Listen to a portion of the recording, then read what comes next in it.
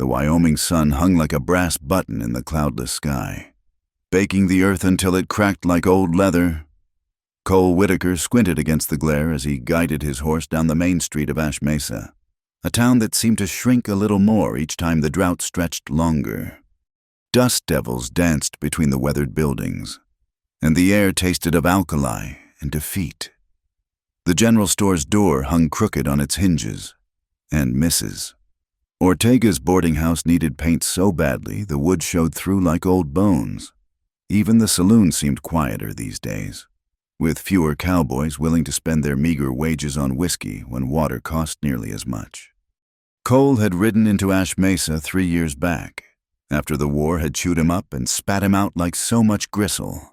He'd lost his Tennessee farm to carpetbaggers and his wife to fever, and the West had seemed like the only place left where a man could start over without too many questions asked. The Mesquite Ranch had taken him on as a hand, and he'd been content enough to work cattle and sleep under stars that didn't care about his past. But contentment had a way of making a man soft, and soft men didn't last long in this country. He dismounted outside Murphy's saloon, wrapping his reins around the hitching post with practiced ease. His spurs rang against the boards as he pushed through the batwing doors, seeking shade more than drink. The bartender, a thick-set Irishman named Donnelly, barely glanced up from polishing a glass that would never truly be clean. "Whiskey?" Donnelly asked, though he was already reaching for the bottle. "Just water," Cole said, earning a raised eyebrow. "Long ride ahead," as Donnelly filled a tin cup from the barrel behind the bar. Cole's eyes adjusted to the dim interior. A few locals nursed their drinks in the corners, and a poker game continued its lazy shuffle near the back. But what caught his attention was the fresh paper tacked to the wall beside the mirror, crisp and white against the yellowed notices around it. He moved closer, cup in hand, and read, "Asterisk, asterisk, wanted, asterisk, asterisk, asterisk, asterisk. ADA Beaumont, asterisk, asterisk, asterisk, asterisk, for theft and embezzlement from First Boston Bank, asterisk, asterisk, asterisk, asterisk, $500. Toward asterisk, asterisk, asterisk, asterisk, dark hair, green eyes, age 22 years, asterisk, asterisk, asterisk, asterisk, last seen traveling west by stage, asterisk, asterisk, asterisk, asterisk, armed and dangerous, asterisk, asterisk, asterisk, asterisk. Contact Sheriff Silas Red, Ash Mesa, asterisk, asterisk." Cole studied the sketch beneath the words, even rendered in harsh black lines. The woman's face held a quality that didn't match the crimes listed. There was intelligence in those drawn eyes, and something else, desperation maybe, or determination. He'd seen that look before, usually on folks with more troubles than sins. "Fresh off the telegraph this morning," Donnelly said, following Cole's gaze. "They say her stage got hit up near Devil's Ladder yesterday. Indians, most likely, or bandits dressed like 'em, found the driver and shotgun rider dead. Passengers missing. All of them. Every soul. Scepter." Donnelly leaned in, voice dropping. "Billy Haskins was out hunting and saw the wreckage. Said there was blood on a lady's traveling case, but no body. Tracks heading every which way, like someone was trying to confuse followers." Cole sipped his water, mind turning. Stage robberies weren't unusual, but taking all the passengers was. Dead men told no tales, but missing people raised questions, and that much money on one woman's head meant someone powerful wanted her found. "Silas got men out looking?" he asked. "Half the town. Seems like even offered to deputize anyone willing to join the hunt." Donnelly's expression soured, though between you and me, I'd rather kiss a rattlesnake than pin on one of Silas Red's badges. Cole knew the feeling. The sheriff had arrived in Ash Mesa 2 years back with papers all proper and legal. But there was something oily about the man. He kept order, sure enough, but it was the kind of order that favored those who could afford it. The saloon doors swung open, bringing a gust of hot wind and Sheriff Red himself, flanked by 2 deputies. Silas was a narrow man who wore his authority like an ill-fitting coat, always tugging at it to make sure everyone noticed. "Afternoon, gentlemen," he announced to the room at large. "I trust you've all seen the notice. $500 could set a man up real nice. Maybe buy some land when the railroad comes through." His smile was thin as wire. "Course, anyone found harboring this fugitive will hang for aiding a criminal. Federal law's clear on that." The room stayed quiet. Cowboys and town folk alike knew better than to show too much interest one way or another when Red was fishing for reactions. "Cole," the sheriff said, noticing him. "You work out at Mesquite, don't you? Might want to check your barn and outbuildings. Woman on the run might seek shelter anywhere." "I'll keep an eye out," Cole said evenly. "See that you do, and remember she's clever, educated. Don't let a pretty face fool you into doing something stupid." Red's pale eyes held Cole's a moment too long before he turned to leave. "Good day, gentlemen." After the sheriff departed, the saloon exhaled collectively. Donnelly poured himself a shot and knocked it back. $500. Someone muttered from the poker table. "That's more than most of us see in 5 years." Cole finished his water and set the cup down with a few coins. As he turned to leave, something caught his eye. A scrap of lace snagged on a nail in the door frame. So small he almost missed it. He palmed it quietly, feeling the delicate fabric between his fingers. It was fine work, the kind a lady from back east might carry, and it was spotted with what looked like dried blood. Outside, the sun had begun its slow slide toward the mountains, painting the dust orange and red. Cole mounted his horse and turned toward Mesquite Ranch, the scrap of lace tucked safely in his vest pocket. He told himself he was just heading back to work, that whatever had happened to that stage was none of his concern.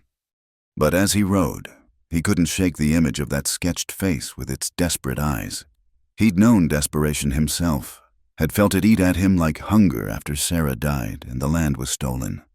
He'd run west seeking escape and found only more hardness, more loss. The wind picked up as he created a rise, bringing the smell of sage and distant rain that would probably never reach them. Below, the Mesquite Ranch spread out in the valley main house, bunkhouse, barns, and corrals all bathed in evening light. It wasn't much, but it was honest work for honest pay, more than many could claim these days. As he descended, Cole noticed fresh tracks cutting across the usual paths. Several horses had passed recently, moving fast enough to kick up divots in the hard-packed earth. Red's search party, most likely. The tracks led toward the ranch but veered off before reaching the buildings, heading into the broken country beyond. Cole stabled his horse and saw to its needs water first, then grain, then a good brushing. The familiar routine calmed him, but his mind kept circling back to that notice, that face, that bloody scrap of lace. "You're late." Tom Brennan, the foreman, called from the barn door. "Missed supper." "Got held up in town," Cole replied. "Seems there's been some trouble." "So I heard.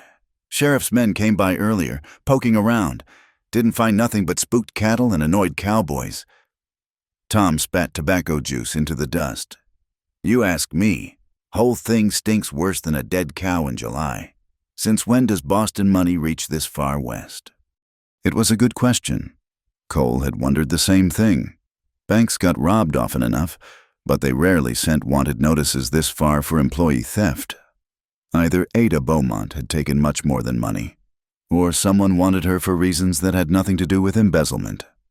As darkness settled over the ranch, Cole made his rounds checking gates, ensuring water troughs were filled. All the small tasks that kept a ranch running. The other hands had turned in early, worn out from moving cattle to fresh grazing. Soon the only sounds were crickets and the distant yip of coyotes. He was heading back to the bunkhouse when he heard it soft and muffled, but unmistakable. Somewhere in the deep shadows of the main barn, someone was crying. Cole froze, hand instinctively moving to his holstered Colt. The sound came again, barely audible above the rustle of hay and the stamp of horses. A woman's voice, trying hard to stay quiet. He had two choices: walk away, pretend he'd heard nothing, and let someone else's trouble pass him by, or investigate and risk everything Silas Red had threatened. The smart thing would be to leave. He'd learned the hard way that getting involved in other people's problems only multiplied his own. But as he stood there in the darkness, he thought of Sarah crying alone in their farmhouse while he was off fighting a war that solved nothing. He thought of all the times he'd chosen the smart thing over the right thing. His boots made no sound as he approached the barn's side door. His hand found the latch, and he eased it open just enough to slip inside. The familiar smells of hay and horses enveloped him, along with something else, the copper scent of blood and the sour tang of fear. The crying had stopped, replaced by the held-breath silence of prey sensing a predator. Cole stood still, letting his eyes adjust to the deeper darkness within. Moonlight filtered through gaps in the boards, creating bars of silver across the floor. "I know you're in here," he said quietly, not wanting to spook whoever it was into doing something foolish. "I'm not the law, just a ranch hand who heard someone in distress." Silence stretched between them like a taut wire. "Are you hurt?" he tried again. "There's clean water and bandages in the tack room. No questions asked." A rustle from the hayloft above. Then a voice hoarse with exhaustion. "How do I know you won't turn me in for the reward?" So it was her. Cole's pulse quickened despite himself. "Guess you don't," he admitted. "But if I wanted that money, I'd have brought the sheriff instead of talking to you in the dark." More silence. Then, slowly, a figure emerged from the shadows of the loft ladder.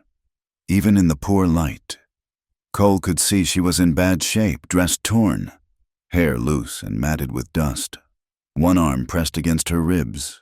But she held herself straight, chin up, meeting his gaze with eyes that matched the desperation in the wanted poster. "Mr. Whitaker," she said, and he started at hearing his name. "Tom Brennan spoke of you, said you were a man who kept his word." "You know Tom?" "I met him once, back in Boston. He was selling cattle to the bank. He mentioned having an honest foreman who'd lost everything in the war but never lost his honor." She swayed slightly, catching herself on the ladder. "I remembered the name. Thought if I could reach Mesquite Ranch." "You thought wrong," Cole said, though not unkindly. "This is the first place they'll look come dawn. That barn won't hide you from a determined search." "I know," her voice cracked slightly. I needed one night to rest and think and not run." Cole studied her, weighing risks against conscience.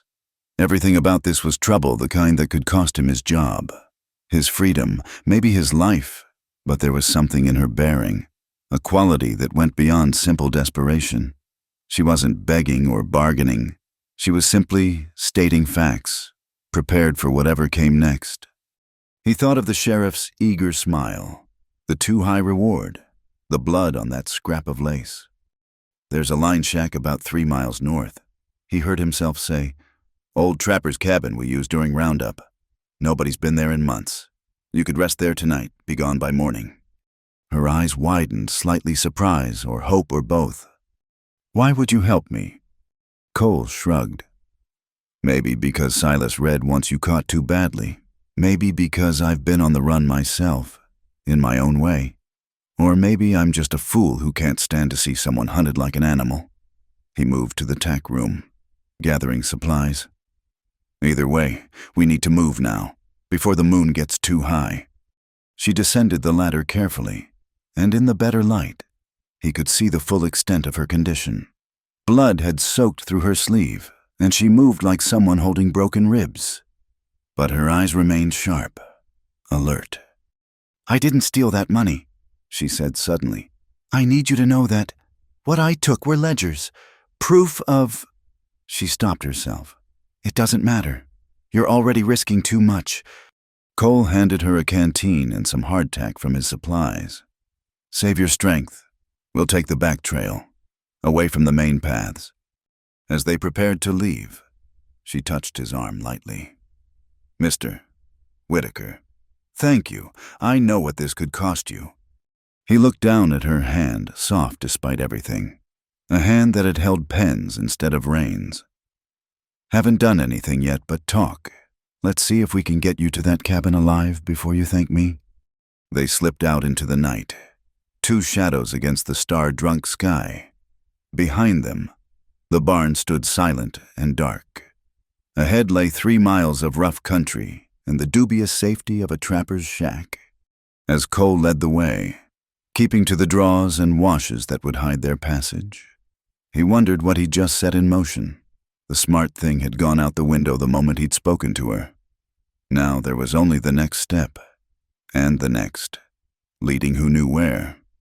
The wind picked up again, carrying the smell of that distant rain and something else change coming whether anyone was ready or not. In his pocket, the scrap of bloodied lace pressed against his ribs like a promise or a warning. Either way, there was no turning back now. The barn held the thick silence of midnight, broken only by the occasional shuffle of horses and the whisper of hay settling in the loft. Cole stood motionless near the side door, every sense alert as he waited for Ada to gather her strength. In the moonlight filtering through the boards, he could see her more clearly now, the tear in her traveling dress, the dark stain spreading along her sleeve, the way she held herself carefully, like someone carrying broken glass inside. "Can you walk 3 miles?" he asked quietly. She nodded, though he caught the slight tremor in her jaw. "I've walked further with worse." He doubted that, but didn't argue. Instead, he moved to his tack box and pulled out an old duster, shaking it free of dust. "Put this on. It'll cover the blood and keep you warmer. Desert nights don't forgive." As she struggled into the oversized coat, Cole's mind ran through the route ahead. The North Trail would be treacherous in darkness, full of loose rocks and sudden drops. But it was also the path least likely to be watched. Silas Red's men were lazy when it came to hard riding, preferring the main roads where their horses wouldn't risk broken legs. "Before we go," Ada said, her voice barely above a whisper, "I need you to understand what you're risking. This isn't just about stolen money." "I figured as much. Banks don't offer $500 for a simple thief." She reached inside her torn dress and withdrew a small oilcloth bundle, pressing it into his hands. Through the fabric, he felt the sharp corners of a book. "Guard this with your life," she said. "If something happens to me, get it to a federal marshal, not local law federal. It's evidence of—" The barn door crashed open. Cole shoved Ada behind a stack of feed sacks, his hand flying to his Colt, but he stopped short of drawing when he recognized the stumbling silhouette. Jasper Voss weaved into the barn, reeking of whiskey and trail dust. Cole's chest tightened at the sight of his old friend, if friend was still the right word for someone he'd barely spoken to in months. "Cole," Jasper slurred, squinting in the darkness. "That you saw your horse still saddled? Thought maybe—" He trailed off, swaying slightly. "Just checking on the mare," Cole said, moving to block Jasper's view of the feed sacks. "She's been favoring her left foreleg." Jasper nodded sagely, as drunks do when pretending to follow conversations. They'd ridden together once, back when they both believed in causes worth fighting for. Now Jasper hired his gun to whoever paid best, and Cole avoided him when possible. "Sheriff's got the whole town stirred up," Jasper said, leaning against a post. "That banker's daughter. You heard—" "I heard. $500. Jasper whistled low. "Could set a man right, clear debts, buy some land maybe, start fresh." Cole heard the hunger in his old friend's voice, the desperate edge that came from too many years of drifting. "Blood money usually comes with a price." "Everything comes with a price." Jasper's eyes sharpened despite the drink. "Question is whether you're willing to pay it." They stood there in the barn shadows, two men who'd once shared campfires and saved each other's lives, now strangers divided by choices made and unmade. Cole could feel Ada holding her breath behind the feed sacks, could sense her terror radiating like heat from a stove. "You should get some sleep," Cole said finally. "Long day tomorrow if you're joining the search." Jasper studied him for a moment, and Cole wondered if the whiskey had dulled his friend's instincts enough. Then Jasper shrugged and turned toward the door. "Probably right, but Cole—" He paused at the threshold. "If you see anything at all, you'll remember who your friends are. Won't you?" The threat was subtle as a rattlesnake's warning, but it was there. Cole nodded once. "I remember everything. Jasper, the good and the bad." After Jasper left, Cole counted to 50 before moving. Ada emerged from behind the sacks, shaking but resolute. "Friend of yours?" she asked. "Used to be. War has a way of forging bonds that peacetime breaks." He tucked the oilcloth bundle inside his own coat. "We need to move now. Jasper's drunk, but he's not stupid. He'll be back." They slipped out the rear door into the cold embrace of the desert night. Cole led them along the edge of the corral, using the horse's bulk to screen their movement. Ada followed closely, her breath coming in short. Pained gasps she tried to muffle. The trail north began just past the last outbuilding, little more than a deer path carved into the hillside. Cole had discovered it his first year at Mesquite, when he'd still been running from memories instead of toward something. He knew every twist, every loose stone, every place where the earth might betray them. "Step where I step," he whispered. "The ground here lies like a politician." They climbed in silence, the ranch lights fading below them. Ada stumbled once, catching herself on a boulder with a soft cry. Cole reached back to steady her, feeling the fever heat through the duster. "How bad is it?" he asked. "Bad enough." Her voice was threadbare. "Bullet grazed me when they attacked the stage. It's not deep, but it won't stop bleeding." Cole cursed under his breath. A wounded woman leaving a blood trail was a tracker's dream. He pulled off his neckerchief and pressed it against her arm. "Hold this tight. We'll clean it properly at the cabin." They pushed on, the trail growing steeper. The moon cast everything in silver and shadow, making the familiar landscape alien. Somewhere in the darkness, a coyote called, answered by another. Then another, a chorus that raised the hair on Cole's neck. Coyotes were cowards alone, but brave in packs, and the scent of blood might make them bolder. "Almost there," he lied, knowing they had at least 2 more miles of hard climbing. Ada didn't respond, but he felt her determination in the way she matched his pace despite the pain. Whatever was in that ledger, she'd risk everything to protect it. That kind of dedication came from conviction, not greed. They reached a narrow ledge where the trail switched back on itself. Cole paused to let Ada rest, scanning their back trail. No lights, no movement yet. But dawn would come soon enough, and with it, hunters. Cowboy found her alone in the barn, Ada murmured suddenly, and Cole realized she was quoting something. Her soft cry made him risk everything for her touch. He looked at her sharply. "What?" "It's from a dime novel I read on the train west, Desert Rose of Devotion or some such nonsense." She managed a weak smile. "The heroine was always fainting and needing rescue. I swore I'd never be that woman." "You're not," Cole said firmly. "That woman wouldn't have survived the stage attack or made it to my barn. That woman wouldn't be climbing a mountain with a bullet wound." "No," Ada agreed, her smile fading. "That woman probably wouldn't have gotten her father's banking partners murdered either." Before Cole could respond, she pushed herself upright and continued climbing. He followed, processing this new information. Murdered partners, stolen ledgers, federal marshals, whatever Ada had stumbled into. It reached higher than simple embezzlement. The final mile tested them both. The trail narrowed to barely a footpath, with sheer drops on one side and crumbling cliff on the other. Cole went first, testing each step, then guiding Ada across the worst sections. Her breathing grew more labored, and twice she swayed dangerously close to the edge. Finally, as the eastern skies showed the first blush of false dawn. They crested the last rise. The trapper's cabin squatted in a small valley, barely more than a pile of logs with a tin roof.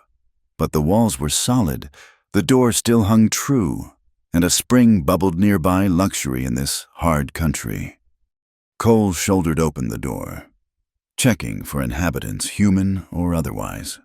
Finding it clear, he guided Ada inside and lowered her onto the rough plank bed. "I'll get water and start a fire," he said, but she caught his sleeve. "The ledger," she whispered. "Hide it first. If they find me." "They won't." He placed the oilcloth bundle in a gap between the logs, chinking it with moss. "Now let me look at that arm." By the light of a small fire, he examined her wound.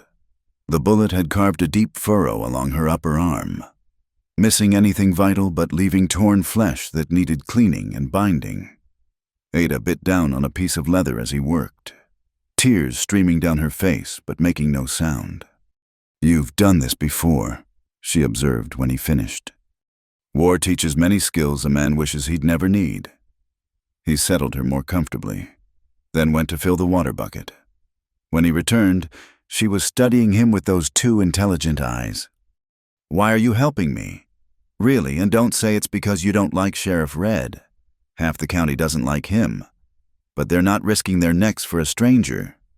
Cole considered his answer as he set the bucket to heat. "Maybe because I know what it's like to lose everything to powerful men who twist the law to their purposes. After the war, carpetbaggers took my farm using forged tax documents. My wife died of grief as much as fever, watching strangers move into our home." "I'm sorry." "Don't be. It's done and buried. But when I saw that notice, that reward, I recognized the stink of it.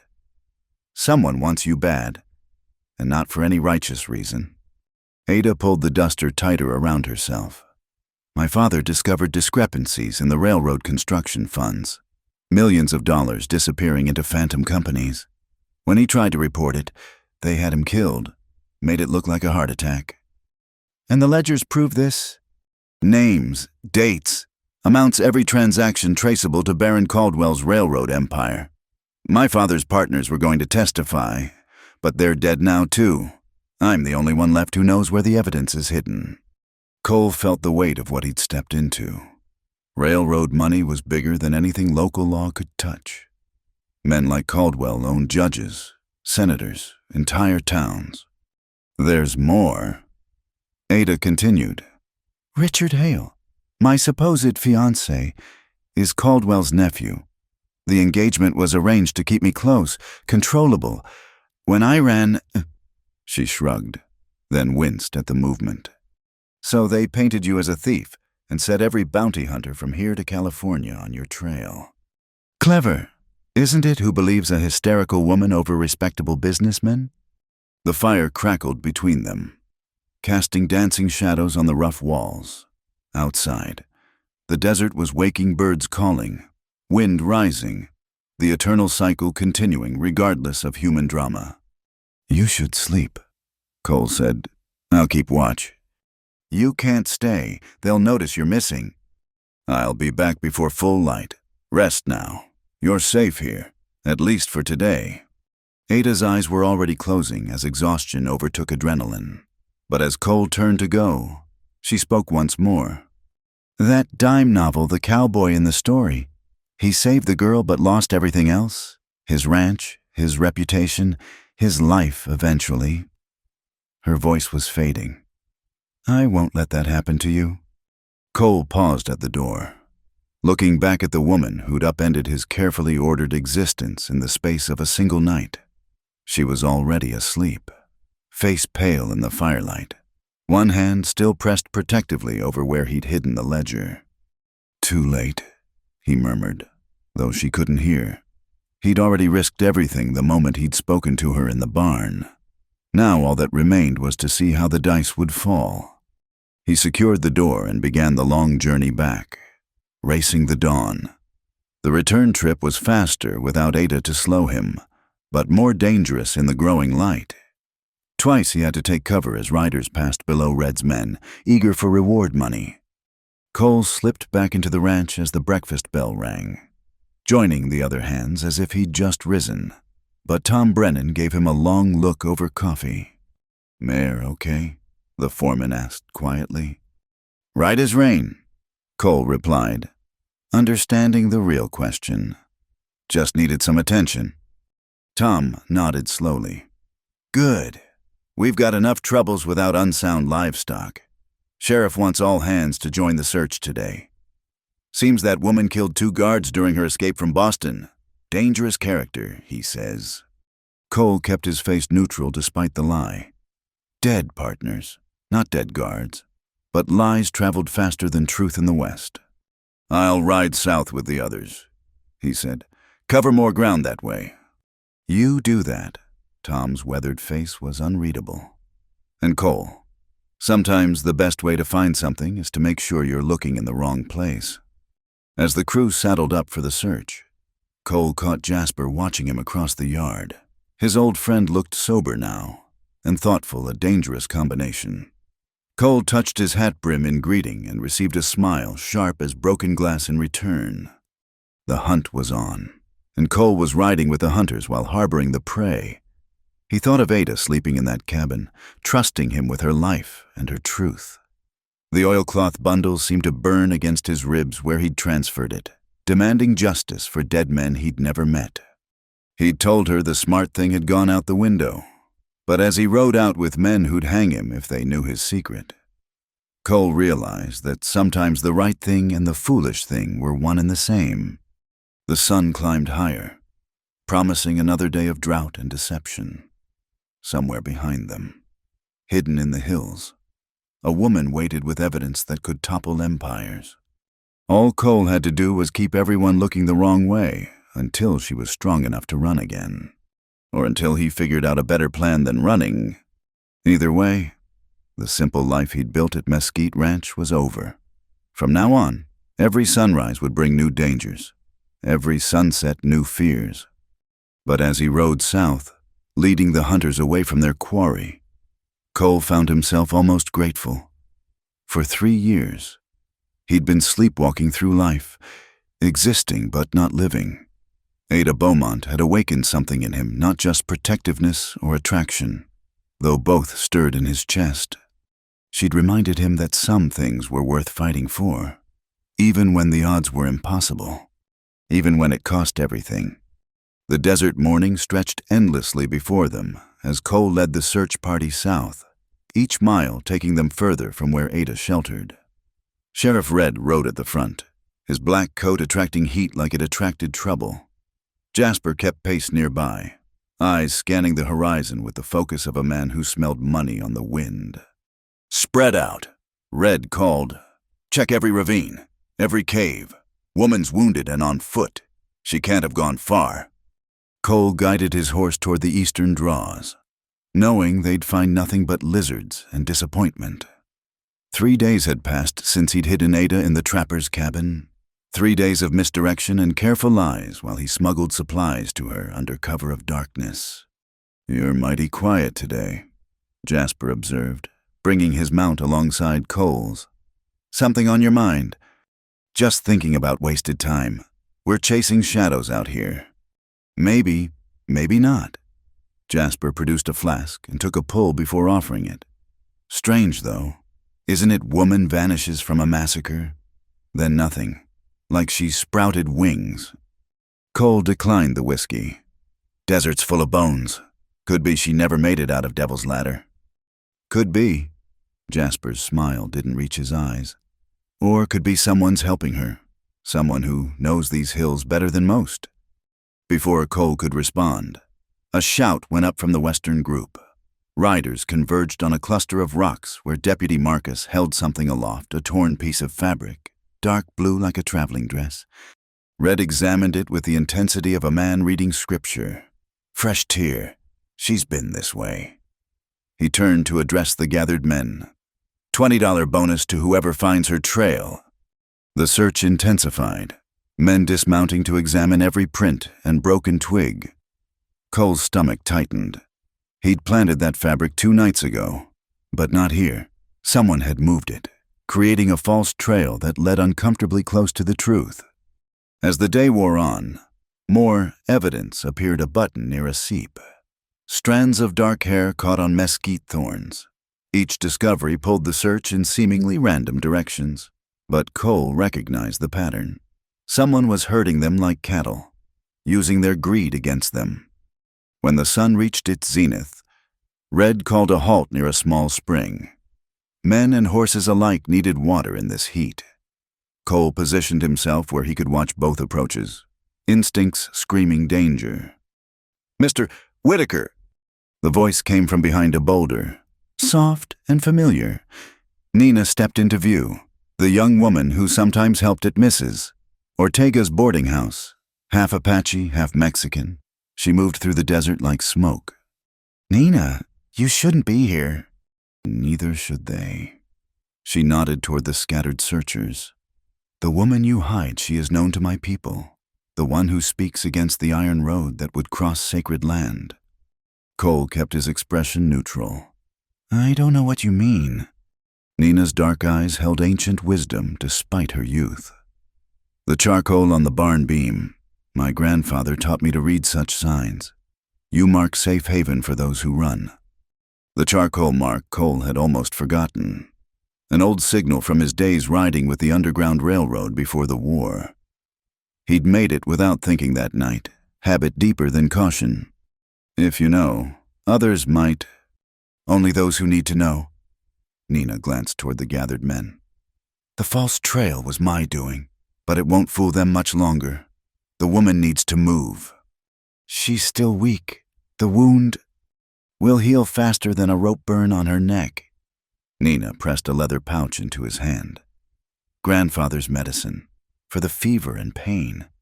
There is another way through the mountains, older than white man's maps. I can guide her." "Why would you risk this?" "Because the papers she carries speak truth about stolen land. My people's land, sold by men who had no right." Her voice hardened. "And because Sheriff Red took my cousin last winter, said he was stealing cattle. We found his body in the spring." Cole closed his fingers around the pouch. Trust came hard in this country, but sometimes it was all you had. "Tonight," he said. "I'll bring her to Skeleton Ridge after midnight." Nina nodded and melted back into the landscape as silently as she'd appeared. Cole rejoined the search, mind racing. The game was shifting, becoming more complex. Ada's stolen ledgers weren't just about railroad fraud, they were evidence of a larger theft, one measured in mountains and rivers rather than dollars. "Find something interesting?" Jasper asked, appearing at his elbow. "I thought I saw tracks, just coyote." "A lot of that going around." Jasper's tone was casual, but his hand rested on his gun. "You know, I've been thinking about that night in the barn, when I was drunk." Cole's muscles tensed. "What about it?" "Funny thing, next morning, I found boot prints in the dust. Small ones, like a woman might make." He smiled at Cole's silence. "Now, a suspicious man might wonder about that. Good thing I'm not suspicious by nature." "Good thing." "Course, $500 can change a man's nature real quick." Jasper leaned closer. "But old friendship might be worth something too. Say, half of 500. So there it was, blackmail dressed up as partnership. Cole met his former friend's gaze steadily. "You're seeing things that aren't there." "Jasper, desert does that to a man." "Maybe so, but if I were hiding someone, hypothetically speaking, I'd want to move them soon. Real soon." Jasper touched his hat brim and rode ahead, whistling tunelessly. The rest of the day passed in mounting tension. The false trail petered out, leaving Red furious and the men grumbling. As they headed back toward town, Cole noticed Jasper watching him with the patience of a cat at a mouse hole. At the ranch, Cole went through the motions of evening chores, every nerve screaming urgency. But rushing would draw attention, so he mended tack and cleaned stalls and listened to the other hands complain about saddle sores and wasted effort. Tom Brennan found him in the feed room after supper. "That mare still need attention?" the foreman asked quietly. "Might check on her later." "You do that. And Cole, sometimes a man's got to choose between what's legal and what's right. Just make sure you can live with whatever you decide." Tom left without waiting for an answer, and Cole wondered how many others suspected. The ranch was small. Secrets had short lives here, but these were men who'd seen their own share of trouble, who understood that law and justice weren't always the same thing. Near midnight, Cole saddled his horse in darkness, moving by touch and memory. He'd wrapped the hooves in cloth to muffle sound, an old tracker's trick. The moon was new, leaving only starlight to navigate by. He took a roundabout route to the cabin, doubling back twice to check for followers. The desert held its breath around him, even the coyotes silent. At the final approach, he gave the soft whistle that meant safety, 2 notes like a nighthawk's call. Ada met him at the door. Dressed in the rough clothes he'd brought her, canvas pants, work shirt, worn boots. Her arm was still bandaged, but she moved better. Nina's medicine working its magic. "Time to go," he said. She nodded. No questions or complaints. 3 days of hiding had burned away any softness, leaving steel beneath.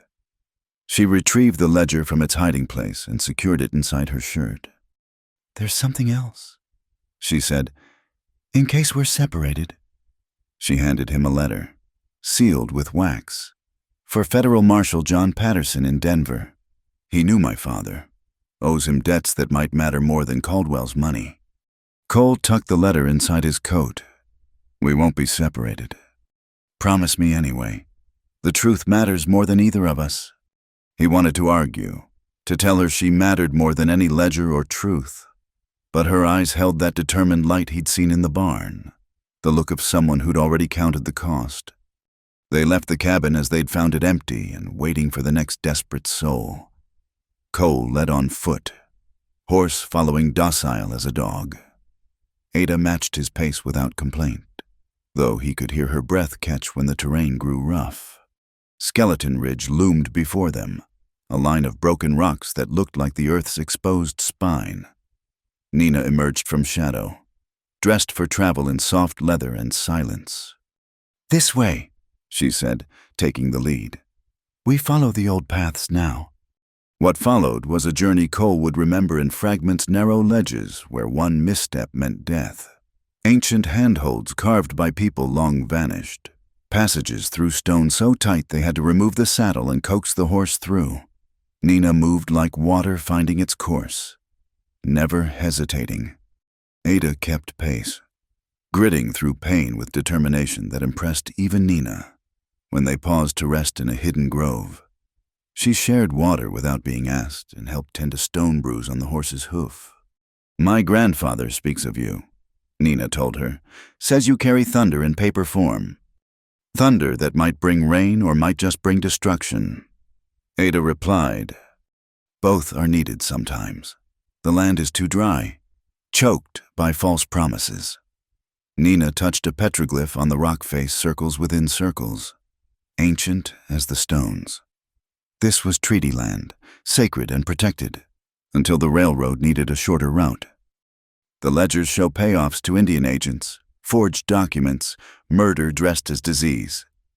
Ada's voice was steady, but her hands shook. "I have names, dates, everything." "Then you carry more than thunder. You carry justice." They moved on as false dawn grayed the eastern sky. The path descended now, winding toward a valley Cole didn't recognize. Somewhere behind them, Red's men would be waking, preparing for another day of futile searching. Unless Jasper had decided old friendship was worth less than new money. As if summoned by the thought, horses' hooves echoed off the canyon walls. Nina froze, head tilted, reading the sound like scripture. "3 riders," she said, "moving fast but careful. They know we're ahead." Cole drew his Colt, checking the loads. "Get Ada out. I'll slow them down." "No," Ada stepped forward. "I won't have anyone else dying for my choices." "Might not be your choice to make." He positioned himself behind a cluster of boulders. Nina, the path doesn't narrow ahead. Like a needle's eye, one horse at a time only. Then that's where you make your stand. Go now. Nina grabbed Ada's good arm, pulling her along despite protests. Cole watched them disappear around a bend before settling in to wait. The hoofbeats grew louder, and he recognized the lead rider's posture even before seeing his face. Jasper, with two of Red's deputies. They slowed as they entered the killing ground, instincts warning of danger. Cole could have shot them from cover, but cold murder wasn't in him, not even for men who'd hang him. That's far enough, he called out. Jasper's laugh echoed off stone. Cole should have known you'd pick the noble play. Come on out. Let's discuss this like civilized men. Nothing civilized about bounty hunting. Nothing civilized about harboring fugitives either. Jasper dismounted, hands visible but ready. She's got you turned around. Friend, that woman's a thief and worse. Red has proof. Red has lies written on railroad stationery. Cole kept his position, watching the deputies fan out. You're better than this. Jasper. Am I? Because from where I sit, better doesn't pay. Better leaves a man sleeping in bunkhouses at 40, watching other men's cattle. His voice roughened. I'm tired of being better. Cole, tired of being poor. So you'll trade her life for comfort? I'll trade a stranger's life for a chance at my own. Same as anyone would. One of the deputies, Marcus, had worked his way to flanking position. Cole shifted to keep both in view. Time was running short. I let her go, he said. Tell Red you lost the trail. No blood, no consequences. Can't do it. See, I gave my word, and unlike some, I keep my promises to the men who pay me. The insult stung because it held truth. Cole had broken his promise to stay uninvolved the moment he'd helped Ada. Every code he'd lived by since Sarah's death lay in pieces around him. Then I'm sorry for what comes next, he said. Jasper's hand moved, fast as thought. But Cole had learned to read his tells years ago, in campfire light and battle smoke. He rolled left as Jasper's shot sparked off stone, came up firing. Marcus yelped and clutched his shoulder, gun spinning away. The other deputy dove for cover. Don't make me kill you, Cole shouted. Jasper crouched behind his horse, reloading with practiced ease. Already made your choice when you picked her over me. They traded shots in the growing light, thunder echoing through the canyon. Cole's position was better but wouldn't hold once they coordinated. He needed to move, to reach that narrows Nina described. A ricochet showered him with stone fragments. Blood ran into his eye from a scalp cut, blurring his vision. The deputies were finding their nerve, laying down covering fire while Jasper advanced. Then, from above, came the distinctive crack of a rifle. Jasper's hat flew off, creased by a near miss. He spun, looking for this new threat. Ada stood on the rimrock, Winchester steady in her hands. Even at distance, Cole could see the determination in her stance. The next one won't miss, she called down. Throw down your guns. The deputies complied immediately, but Jasper hesitated, calculating odds. You won't shoot an unarmed man, he said. Try me? Her voice carried the weight of all she'd lost. I've already killed 2 men who murdered my father. A third won't trouble my sleep. Something in her tone convinced him. Jasper's gun hit the dirt with a dull thud. Nina appeared beside him, knife drawn, and collected the weapons with efficient movements. You've made a powerful enemy, Jasper told Cole as Nina bound his hands. Red won't stop. Neither will Caldwell. They'll hunt you to the ends of the earth. Then we'll make sure the earth knows why. Cole retrieved the scattered guns, then looked up at Ada. Thought I told you to run. I don't take orders well. She made her way down, still favoring her wounded arm. Besides, partners watch each other's backs. Partners. He couldn't help but smile. When did we become partners? The moment you drew that charcoal mark on the barn beam. She turned to Jasper and the deputies. You'll walk back. By the time you reach town, we'll be beyond finding. This isn't over, Jasper promised. No, Ada agreed. It's just beginning.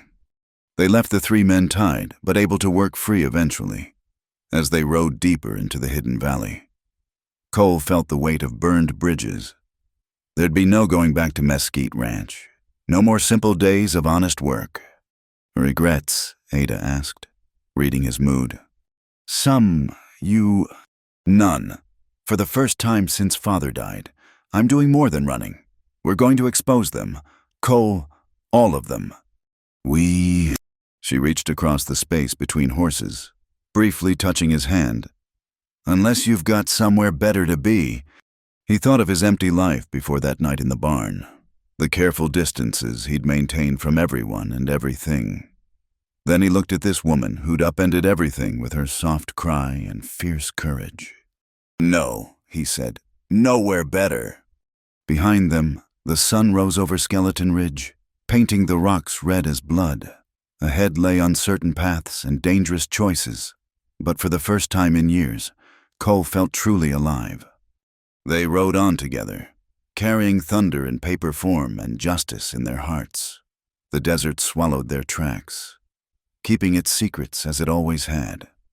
But somewhere in Denver, a federal marshal would soon receive a letter, and in corporate offices back east, powerful men would learn that their carefully crafted lies had found the one thing they couldn't buy or bury someone willing to speak truth, no matter the cost. The fire under the sand had found air at last.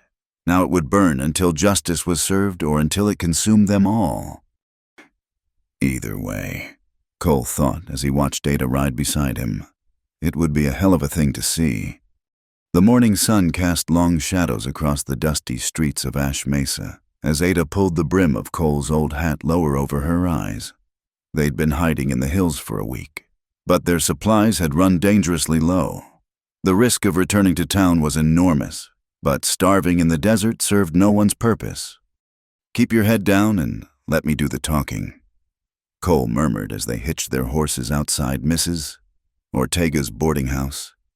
The usual crowd of idlers occupied the porch, but their gossip died as the strangers approached. Mrs. Ortega herself answered Cole's knock, her sharp eyes taking in their trail-worn appearance. Recognition flickered across her face, quickly hidden. Room and board? Cole asked quietly. Around back, she said, louder than necessary. Got space in the old summer kitchen. Nothing fancy for drifters. They followed her through the narrow alley to a small adobe building. Once inside, Mrs. Ortega's stern expression softened. Nina told me to expect you, she whispered, bustling about with fresh linens. You've stirred up a hornet's nest, Señorita. Sheriff Red's near mad with fury. We need to reach Deacon Ellis, Ada said. Can you arrange it? The deacons watch day and night. Red suspects everyone now. Mrs. Ortega paused in her work. But there's a church social tomorrow evening. Lots of coming and going. Might be your chance. Cole positioned himself by the window, watching the alley. What about supplies? We can't stay in town long. I'll have my boy bring what you need. But there's something else you should know. Mrs.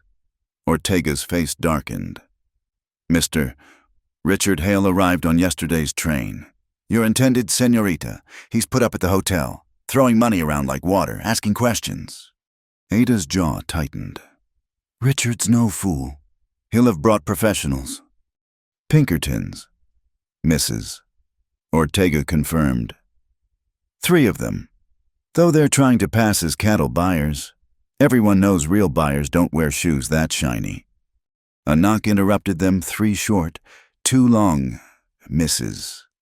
Ortega relaxed and opened the door to reveal Deacon Ellis himself, looking every inch the harmless old preacher in his threadbare coat.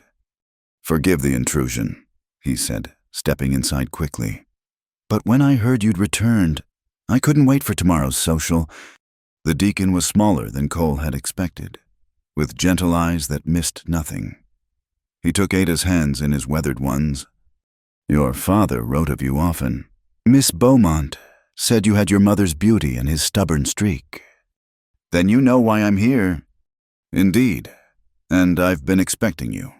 From his coat, he produced a leather portfolio. Your father sent this shortly before his death. Instructions to hold it until you came claiming it. Ada's hands trembled as she opened the portfolio. Inside were deeds, contracts, and most importantly, a detailed map marked with survey notes. This is it, she breathed. Father's original survey of the treaty lands, showing the true boundaries before Caldwell's forgeries. She looked up at the deacon. You've been holding evidence all this time, waiting for someone brave enough to use it. Your father knew the local law was bought. He also knew his daughter would eventually come seeking justice. The deacon's gentle eyes hardened. I've watched Red and his cronies steal from my congregation for 2 years. Watched good people driven from their homes. Perhaps it's time for some Old Testament reckoning. Cole studied the documents over Ada's shoulder. This proves the railroad's planned route cuts straight through protected Apache territory.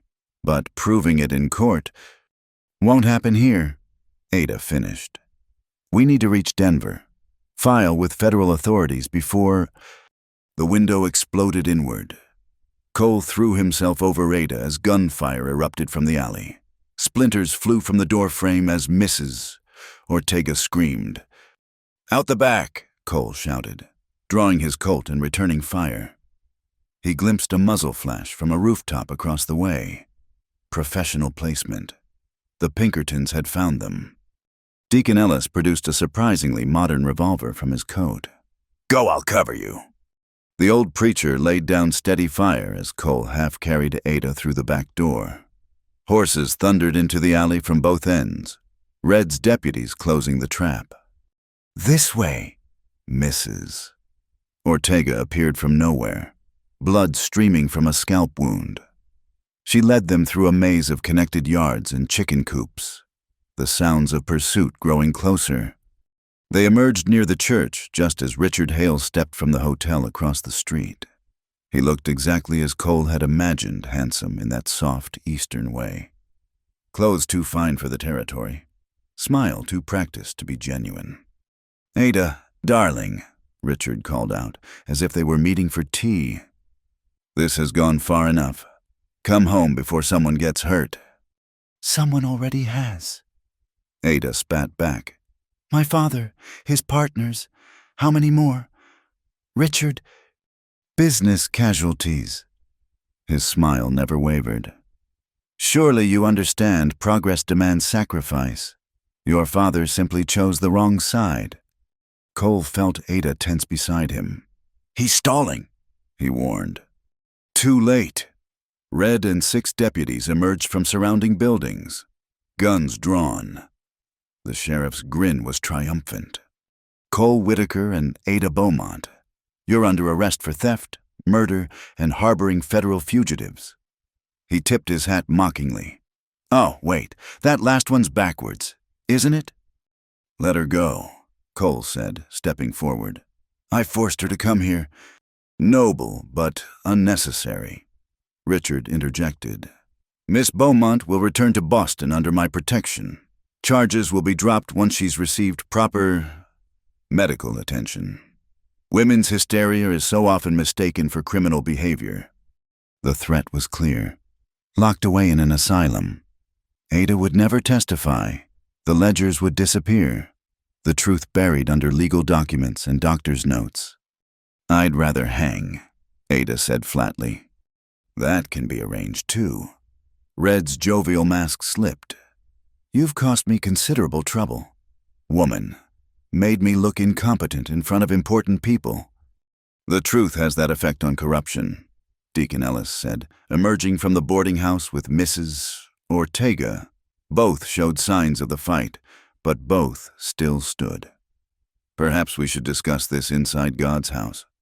Sanctuary. This isn't the Middle Ages, preacher. No, But it's still my church, and I believe the whole town should hear what Miss Beaumont has to say." The deacon raised his voice. "Unless you plan to gun down a woman on the church steps, I'm sure Mr. Hale's Eastern newspapers would find that fascinating." A crowd had gathered, drawn by gunfire and drama. Cole recognized faces from the saloon, the general store, the ranch's people who'd suffered under Red's rule but never had the courage to speak up. They pressed closer, curious and restless. Richard's smile grew strained. "This is unnecessary theatrics." "Then let's end it simply." Ada interrupted. She held up the portfolio for all to see. "These documents prove Baron Caldwell's railroad has been stealing land through forgery and murder. Treaty land, settlers' claims, anything in their path. Sheriff Red has been taking bribes to enforce illegal evictions." "Lies," Red snarled. But the crowd murmured uneasily. Too many had lost homes to suspicious circumstances. "Then let's examine them publicly," Deacon Ellis suggested. "Tomorrow, at the social. Let the people judge." "I'll be on the morning train," Richard said coldly. "With my fiancé." "I'm not your fiancé." Ada pulled off the engagement ring she still wore and threw it at his feet. "I never agreed to the arrangement. Another forgery in your family's collection." The crowd loved that. Someone actually laughed. Richard's face flushed ugly red. "Sheriff, arrest these criminals immediately." But Red hesitated. The crowd had swollen, and the mood was shifting. These were people who'd been pushed too far, too long. One spark might set them ablaze. "Inside the church," he said finally. "We'll sort this out proper." They filed into the small wooden church, crowd following. Cole kept Ada close, watching for any sudden moves. The Pinkertons had vanished a bad sign. Professionals didn't give up. They just changed tactics. Inside, Deacon Ellis took the pulpit. "Friends, we're here to examine evidence of crimes against this community. As your spiritual advisor, I feel it's time for confession. Sheriff Red, would you like to begin?" "This is ridiculous." "Then I'll start, Mrs." Ortega stood, chin high despite her injuries. 2 years ago, Sheriff Red came to my boarding house, said I hadn't paid proper taxes. When I showed receipts, he said they were fraudulent, gave me 1 week to pay double or lose everything. That's a lie. "I have the receipts," she continued calmly. "Both sets. The ones I paid and the ones he demanded." Another voice rose. "He did the same to my farm. And my store. My husband's smithy." The dam broke. Story after story poured out: extortion, threats, forged documents, all feeding money up the chain to Caldwell's railroad empire. Red's deputies shifted nervously as the crowd's anger grew. Ada opened her father's portfolio, spreading documents on the altar. "Here's the original government survey. And here's Caldwell's version. Notice how the boundary lines shift. That's not error, that's theft. Hundreds of thousands of acres." Cole noticed a movement near the windows. "Ada!" The church doors burst open. Jasper Voss stood there, dusty and grim. Pinkerton circling the building. Maybe 20 more riders coming from the rail depot. Private army, looks like. The crowd panicked, some heading for exits. But Jasper raised his hand. "Also got 50 Apache warriors moving in from the hills. Seems they're interested in this land dispute too." He looked directly at Cole. "Nina sent them. Said it's time to choose sides permanent-like." "You changed your mind about the bounty?" Cole asked. "Let's say I remembered what friendship means. That, and Nina threatened to tell her grandfather I'd been selling rifles to Comancheros." Jasper grinned. Woman scarier than any Pinkerton. Deacon Ellis raised his voice over the chaos. "Friends, we stand at a crossroads. We can surrender to corruption, or we can stand together for justice. What's it to be?" The church fell silent. Then Tom Brennan stepped forward. "I've got 12 hands from Mesquite Ranch outside. We stand with Miss Beaumont." Others followed. Ranchers, shopkeepers, Even some of Red's deputies laid down their badges. The sheriff found himself increasingly isolated. Richard pushed through the crowd. "This is insurrection. Federal troops will—" "Will what?" Ada asked. "Arrest us for telling the truth.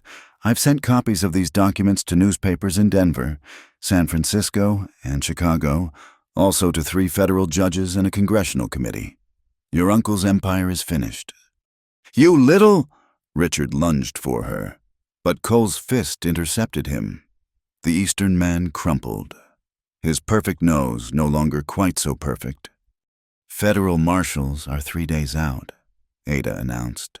"We just need to hold until then." 3 days against Pinkertons, someone worried. "Against anyone who threatens this town," Tom Brennan said firmly. "We've run long enough." The crowd roared approval. Red tried to slip out during the noise, but found his way blocked by his former deputies. "Going somewhere?" Sheriff Arm 1 asked. "Thought you might want to wait for those federal marshals. Clear your good name and all." Outside, tension crackled like heat lightning. The Pinkertons had taken positions, but so had the Apache warriors, ghosting through the shadows with rifles ready. Townspeople barricaded streets and took to rooftops. What had started as an arrest had transformed into something larger, a community deciding its own fate. Cole found a moment alone with Ada in the church vestry. Her hands shook as the adrenaline faded. "We've lit a fuse," she said. "People might die because of what I started." "People already died. Your father and the others. Now we're just deciding whether their deaths meant something." He touched her face gently. "You gave them hope. That's worth any risk." She leaned into his hand. "When this is over, if we survive—" "What then?" "Then we build something better, together, if you'll have me. A former Confederate and a Boston banker's daughter. A man and woman who chose truth over comfort. Rest is just details." A gunshot cracked outside, warning or miscalculation. They rushed back to find standoff erupting into skirmish. But as Cole prepared to fight, he noticed something odd. The Pinkertons were pulling back, mounting horses. Richard appeared, blood still streaming from his nose, helped into a carriage by his hired guns. "This isn't over," he shouted. "Caldwell has judges, senators, and we have the truth." Ada called back. "Run to your uncle. Tell him his empire built on lies is crumbling." The Pinkertons retreated in good order, professional even in withdrawal. They'd clearly received new orders. Someone higher up had decided this fight wasn't worth the cost. As sunset painted Ash Mesa gold and crimson, the town took stock. Minor injuries, major victories. Sheriff Red sat in his own jail, guarded by his former deputies. The federal marshals would find quite a story when they arrived. "You realize what you've done?" Deacon Ellis asked Ada quietly. "David took 1 stone against Goliath. You've taken on an entire army of giants." "Not alone," Ada replied, looking at Cole, at the townspeople, at the Apache warriors who'd emerged to share water and food. That's the difference. The first church bell rang out across the desert, then another, then all of them in celebration. Cole pulled Ada close as the sound washed over them. "No more running," he said. "No more hiding," she agreed. They'd won this battle, but the war stretched ahead. Caldwell would fight back with lawyers and lobbyists, newspapers and influence. But tonight, in this small desert town, truth had beaten lies. Courage had defeated greed, and a community had found its spine. The invisible noose that had been tightening around Ash Mesa's neck had snapped. Now they just had to make sure it stayed broken. As stars emerged in the darkening sky, Cole thought about the journey that had brought them here. From a soft cry in a barn to a standoff that might echo all the way to Washington. Every choice had led to this moment.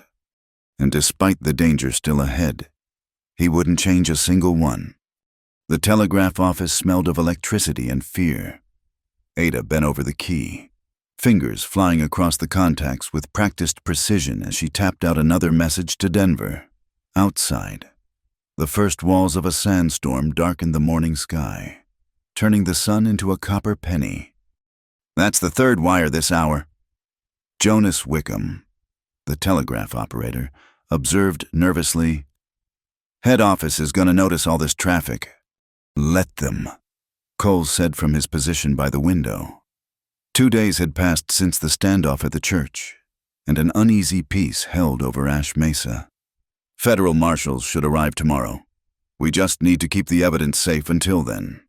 Ada finished her message and leaned back. "Sent copies to the Rocky Mountain News and the Chicago Tribune. If Caldwell tries to bury this, he'll have to silence half the country's newspapers." Through the swirling dust outside, Cole spotted movement. "Riders coming! 6, maybe 7. Jonas peered out nervously. "That ain't good. Storm's too heavy for casual travel." The door burst open, bringing a blast of sand and Deputy Marcus, his wounded shoulder still bandaged from the canyon shootout. "Miss Beaumont, Cole, you need to get out. Now." "What's happened?" Ada demanded. Jasper intercepted a wire meant for Red. "Caldwell's sending his personal enforcer, Samuel Blackjack Torrance, and his crew. They'll be here within the hour." Cole's blood chilled. He'd heard stories of Blackjack Torrance, a former cavalry officer turned railroad enforcer who left bodies buried along every mile of track Caldwell built. The federal marshals, delayed by the storm. Marcus interrupted, "Won't make it until day after tomorrow at earliest. Town council's meeting now, deciding whether to hand you over or fight." Ada gathered the ledgers and documents, securing them in an oilskin pouch. "We won't wait for their decision. Too many people have already risked themselves for us." "Where will you go?" Jonas asked. "Storm's closing all the roads." Cole studied the thickening wall of dust and sand approaching from the west. "Maybe that's our advantage. Nina knows paths through the Badlands that even Torrance won't find in this weather." They slipped out the back as the storm's edge hit Ash Mesa. The wind howled like a living thing, driving sand hard enough to draw blood. Cole wrapped his bandana over his nose and mouth, squinting against the onslaught. 3 horses waited in the alley, Tom Brennan holding their reins with grim determination. "Figured you'd need these," he shouted over the wind. "Nina's waiting at Widow's Peak. Says she can guide you to the old copper mines." "Tom, if Torrance finds out you helped..." "Then I'll deal with it." The foreman's weathered face was resolute. "Been running this ranch for cowards and thieves too long. Time I remembered what standing for something feels like." They mounted quickly, Ada securing the precious documents inside her coat. The storm provided cover, but also danger in this murk. They could ride off a cliff or into an ambush with equal ease. The journey to Widow's Peak tested every skill Cole had learned in years of reading the land.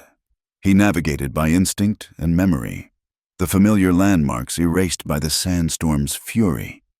Ada rode close behind, trusting his lead even when the path disappeared entirely. Nina materialized from the storm like a desert spirit, her face covered except for her dark eyes. "This way," she called, leading them into a narrow canyon that provided momentary shelter from the wind. "Torrance?" Cole asked. "Already in town. His men are searching building by building." Nina's expression was grave. "He carries railroad warrants, claims legal authority to arrest or shoot anyone harboring fugitives." "Railroad warrants aren't worth the paper they're printed on," Ada said. "Neither are corpses," Nina replied bluntly. "The mines are 5 miles through the worst of the Badlands. Can you make it?" They pushed on into the storm's heart. The world shrank to a few feet of swirling sand and the sound of their own labored breathing.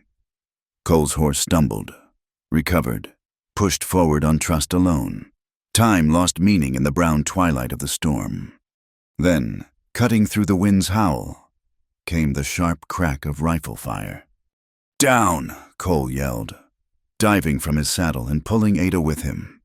They hit the ground hard, rolling behind a cluster of rocks as more shots sparked off stone. Through the murk, he glimpsed riders 4, maybe 5 spreading out to flank them. Torrance's men, tracking them even through the storm. "The horses!" Ada cried out as their mounts bolted into the sandstorm. Taking half their supplies? Nina had vanished, but Cole knew she hadn't abandoned them. The Apache woman was circling, looking for advantage.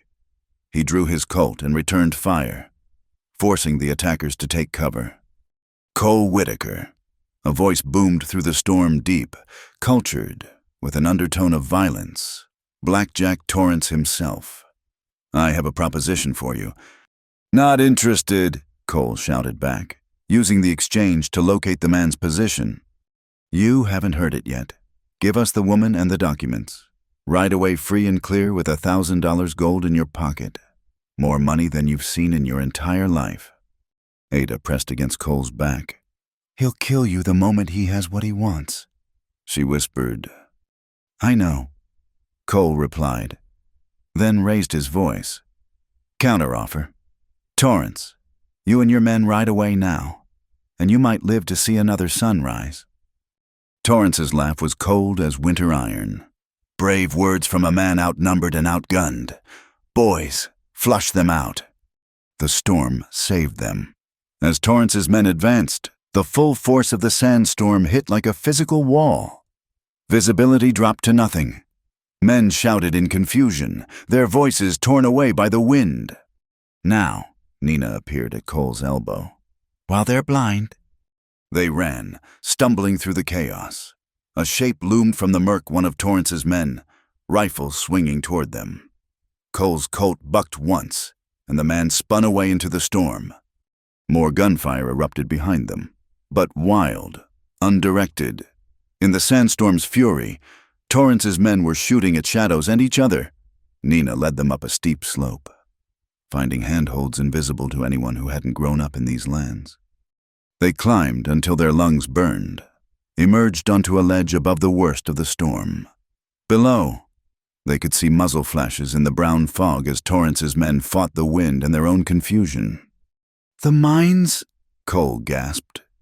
"Close now." Nina pointed to a dark opening in the cliff face. "But look." Through a brief gap in the storm, they saw more riders approaching from the east. Many more. Cole's heart sank until he recognized the lead rider's distinctive seat, Tom Brennan, leading what looked like half the town. "They came," Ada breathed, even knowing what it might cost. The townspeople hit Torrance's scattered men like a hammer. These weren't professional gunfighters, but ranchers and shopkeepers defending their own. They knew the land, used the storm, and fought with the fury of people who'd been pushed too far. Cole saw Jasper Voss account for 2 of Torrance's men with careful shots. Mrs. Ortega, of all people, rode with a shotgun across her saddle. Even Deacon Ellis was there, his clerical collar gray with dust. But Blackjack Torrance hadn't survived this long by folding at first resistance. He rallied his remaining men, found cover, and returned fire with devastating discipline. Tom Brennan's horse screamed and went down. A townsman Cole didn't recognize clutched his chest and toppled from his mount. "We have to help them," Ada said, starting forward. Nina caught her arm. "No, they're buying you time. Don't waste it." It went against every instinct, but Cole knew she was right. He helped Ada toward the mine entrance as battle raged below. The last thing he saw before the darkness swallowed them was Blackjack Torrance himself, standing tall despite the storm, directing his men with cold efficiency. The mine was a tomb of shadows and dripping water. They felt their way deeper, Nina producing a small torch that pushed back the dark. Old support beams groaned overhead, and the air tasted of copper and decay. "Railroad wanted these mines once," Nina explained, "but the Apache made it too costly. Many battles here, many graves." They reached a natural cavern where ancient petroglyphs covered the walls. Nina set about building a small fire, while Cole stood guard at the entrance. Outside, the storm continued its assault, muffling the sounds of battle. Ada pulled out the documents, checking them for damage. The oilskin had protected them, but her hands shook as she sorted through the papers. "My father spent 3 years gathering this evidence," she said quietly. 3 years of careful documentation while pretending to be Caldwell's loyal banker. He knew they'd kill him eventually, but he also knew someone had to bear witness. And now you carry that witness forward, Nina said. The ancestors approve. Truth is the strongest weapon against those who build empires on lies. Hours passed. The storm began to weaken, its fury spent. Cole ventured to the mine entrance and peered out. The battleground below was empty except for still forms scattered in the dust. No way to tell friend from foe at this distance. Then he herded horses approaching the mine. He readied his weapon, prepared for a last stand. Cole, Tom Brennan's voice, weary but alive. You in there?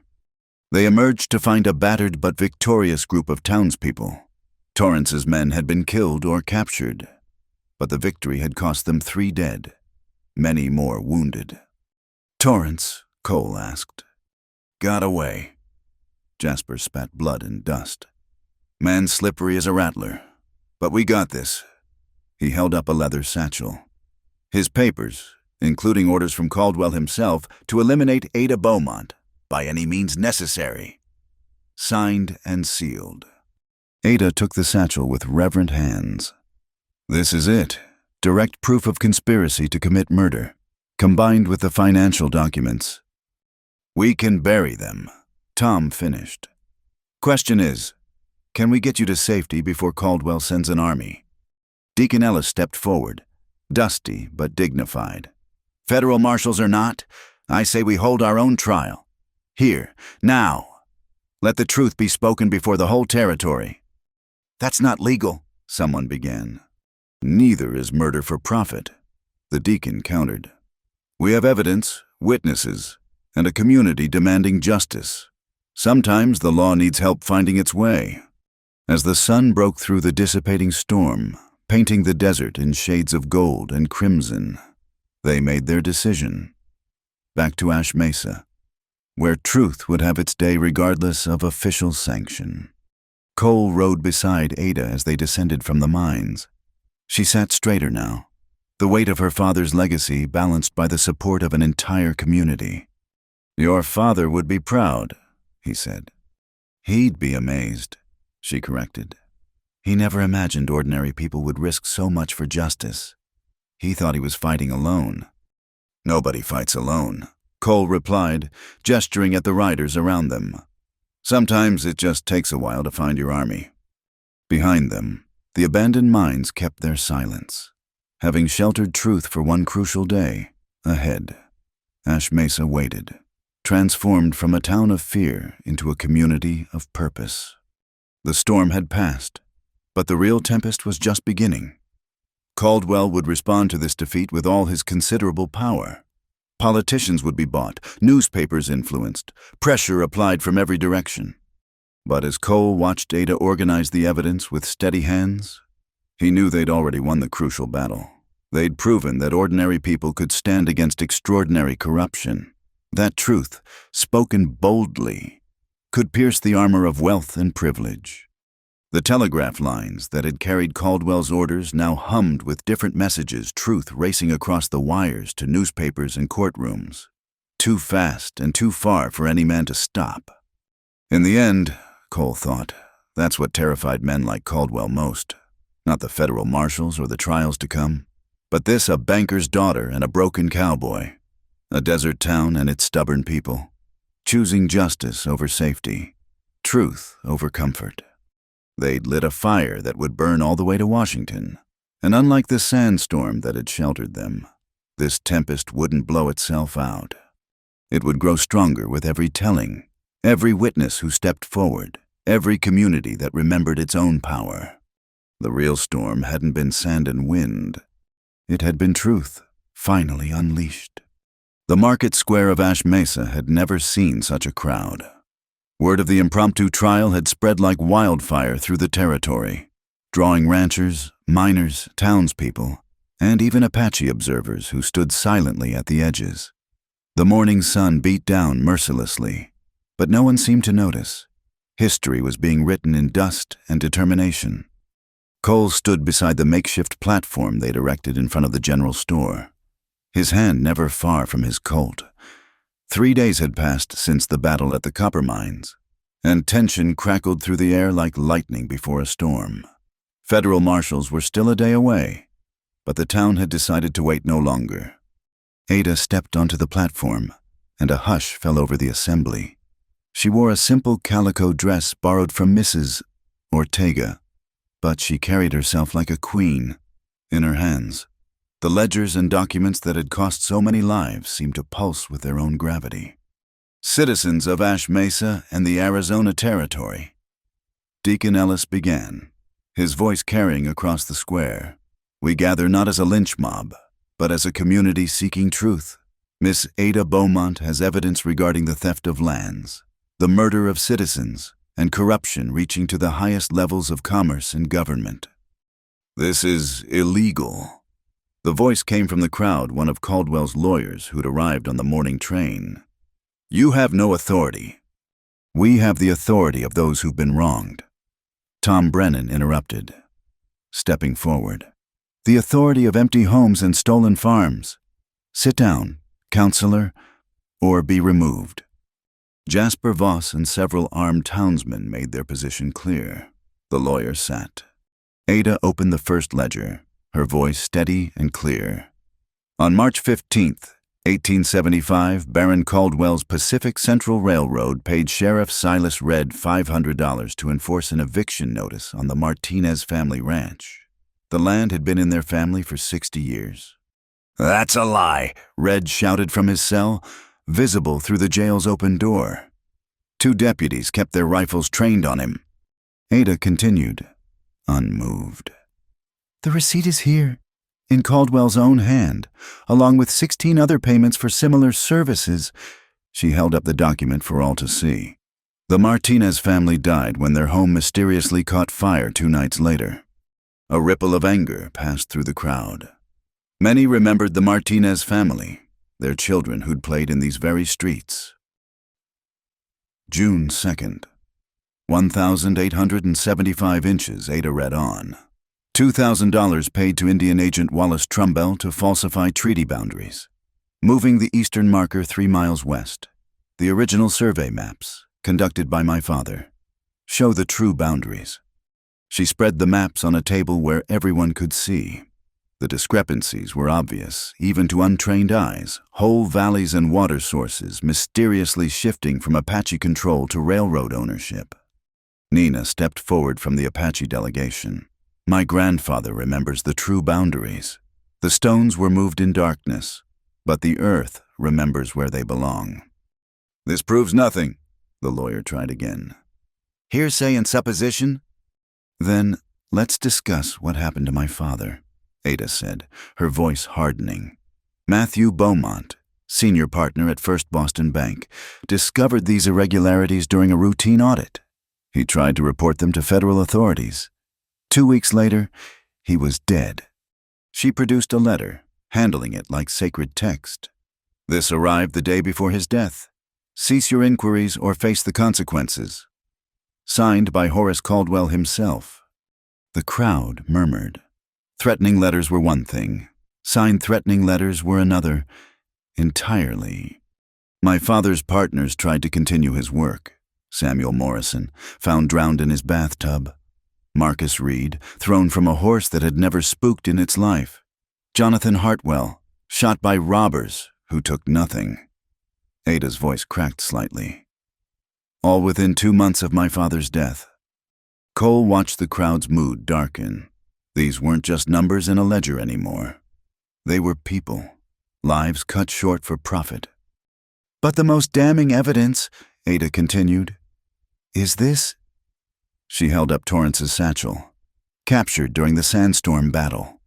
Orders from Baron Caldwell to his enforcer, Samuel Torrance. Orders to eliminate me and destroy all evidence. Quote, regardless of collateral damage to the local population. She read the orders aloud. Caldwell's flowery prose somehow making the brutal instructions worse. The crowd's murmur turned to an angry growl. Enough! A new voice cut through the noise. Richard Hale pushed through the crowd, his nose still crooked from Cole's fist. Behind him came fresh muscle, more Pinkertons. At least a dozen. This farce ends now, Richard declared, mounting the platform. Miss Beaumont is obviously disturbed, driven to delusion by her father's unfortunate death. As her fiancé, I'm taking her into protective custody. I am not your fiancé, Ada stated flatly. I never agreed to any engagement. That was another business arrangement between you and my father's murderers. Richard's mask of concern slipped. You stupid woman! Do you think this matters? Do you think your little town meeting changes anything? He gestured to his men. Take her! The Pinkertons started forward, but stopped as 50 rifles swung their way. Townspeople, ranchers, even some travelers caught up in events all stood ready. Seems the lady doesn't want to go, Cole said, stepping onto the platform. And we're inclined to respect her wishes. You're making a fatal mistake. Whitaker, all of you are. Caldwell owns judges, governors, senators. You think your little rebellion matters? You'll all hang for this. Maybe, Deacon Ellis agreed mildly. But truth has a way of outliving those who try to bury it. Every person here is a witness. Everyone will tell the tale. How many can Caldwell silence? How many martyrs can he afford? Richard's face flushed. Take them, all of them, if necessary. The Pinkertons hesitated. They were professionals, used to intimidating individuals or small groups, but an entire armed town that was different mathematics. Then the unexpected happened. From the railway station came the sharp blast of a train whistle, not the scheduled arrival, but something special. Minutes later, a handcar appeared, bearing 3 men in the distinctive dark suits of federal marshals. Thank God, Richard sneered. Marshals, arrest these insurgents immediately. Mr. Richard Hale, the lead marshal, a grizzled man with eyes like winter, interrupted. I'm Marshal John Patterson. I'm placing you under arrest for conspiracy to commit murder, fraud, and violation of federal treaty obligations. The square erupted. Richard's mouth opened and closed like a landed fish. You can't. I demand. You can demand all you want from a federal cell, Patterson said. He turned to Ada. Miss Beaumont, your letter reached us, along with copies of evidence. We've been investigating Baron Caldwell for months, but this, he gestured to the displayed documents. This breaks it wide open. No, Richard lunged for the ledgers, desperate to destroy the evidence. Cole's fist met him halfway, and this time, Richard Hale stayed down. The Pinkertons, seeing which way the wind blew, carefully set down their weapons. As deputies secured Richard and Red, Marshal Patterson addressed the crowd. What happened here today isn't legal in the strictest sense, but justice and law aren't always the same thing. Sometimes citizens have to show us the way. He looked at Ada. Your father would be proud. Miss, his death wasn't in vain. The crowd's cheer could probably be heard in the next county. People surged forward, wanting to shake Ada's hand, to touch the documents that proved their suffering had been real, had been noticed, would be punished. Cole helped Ada down from the platform as the celebration swirled around them. She leaned against him, suddenly exhausted. It's over, she whispered. The trial's just beginning, he reminded her. Caldwell won't go quietly. No, but the truth is out. That's what matters. She looked up at him. What happens now to us? I mean, before Cole could answer, Jasper Voss approached, hat in hand.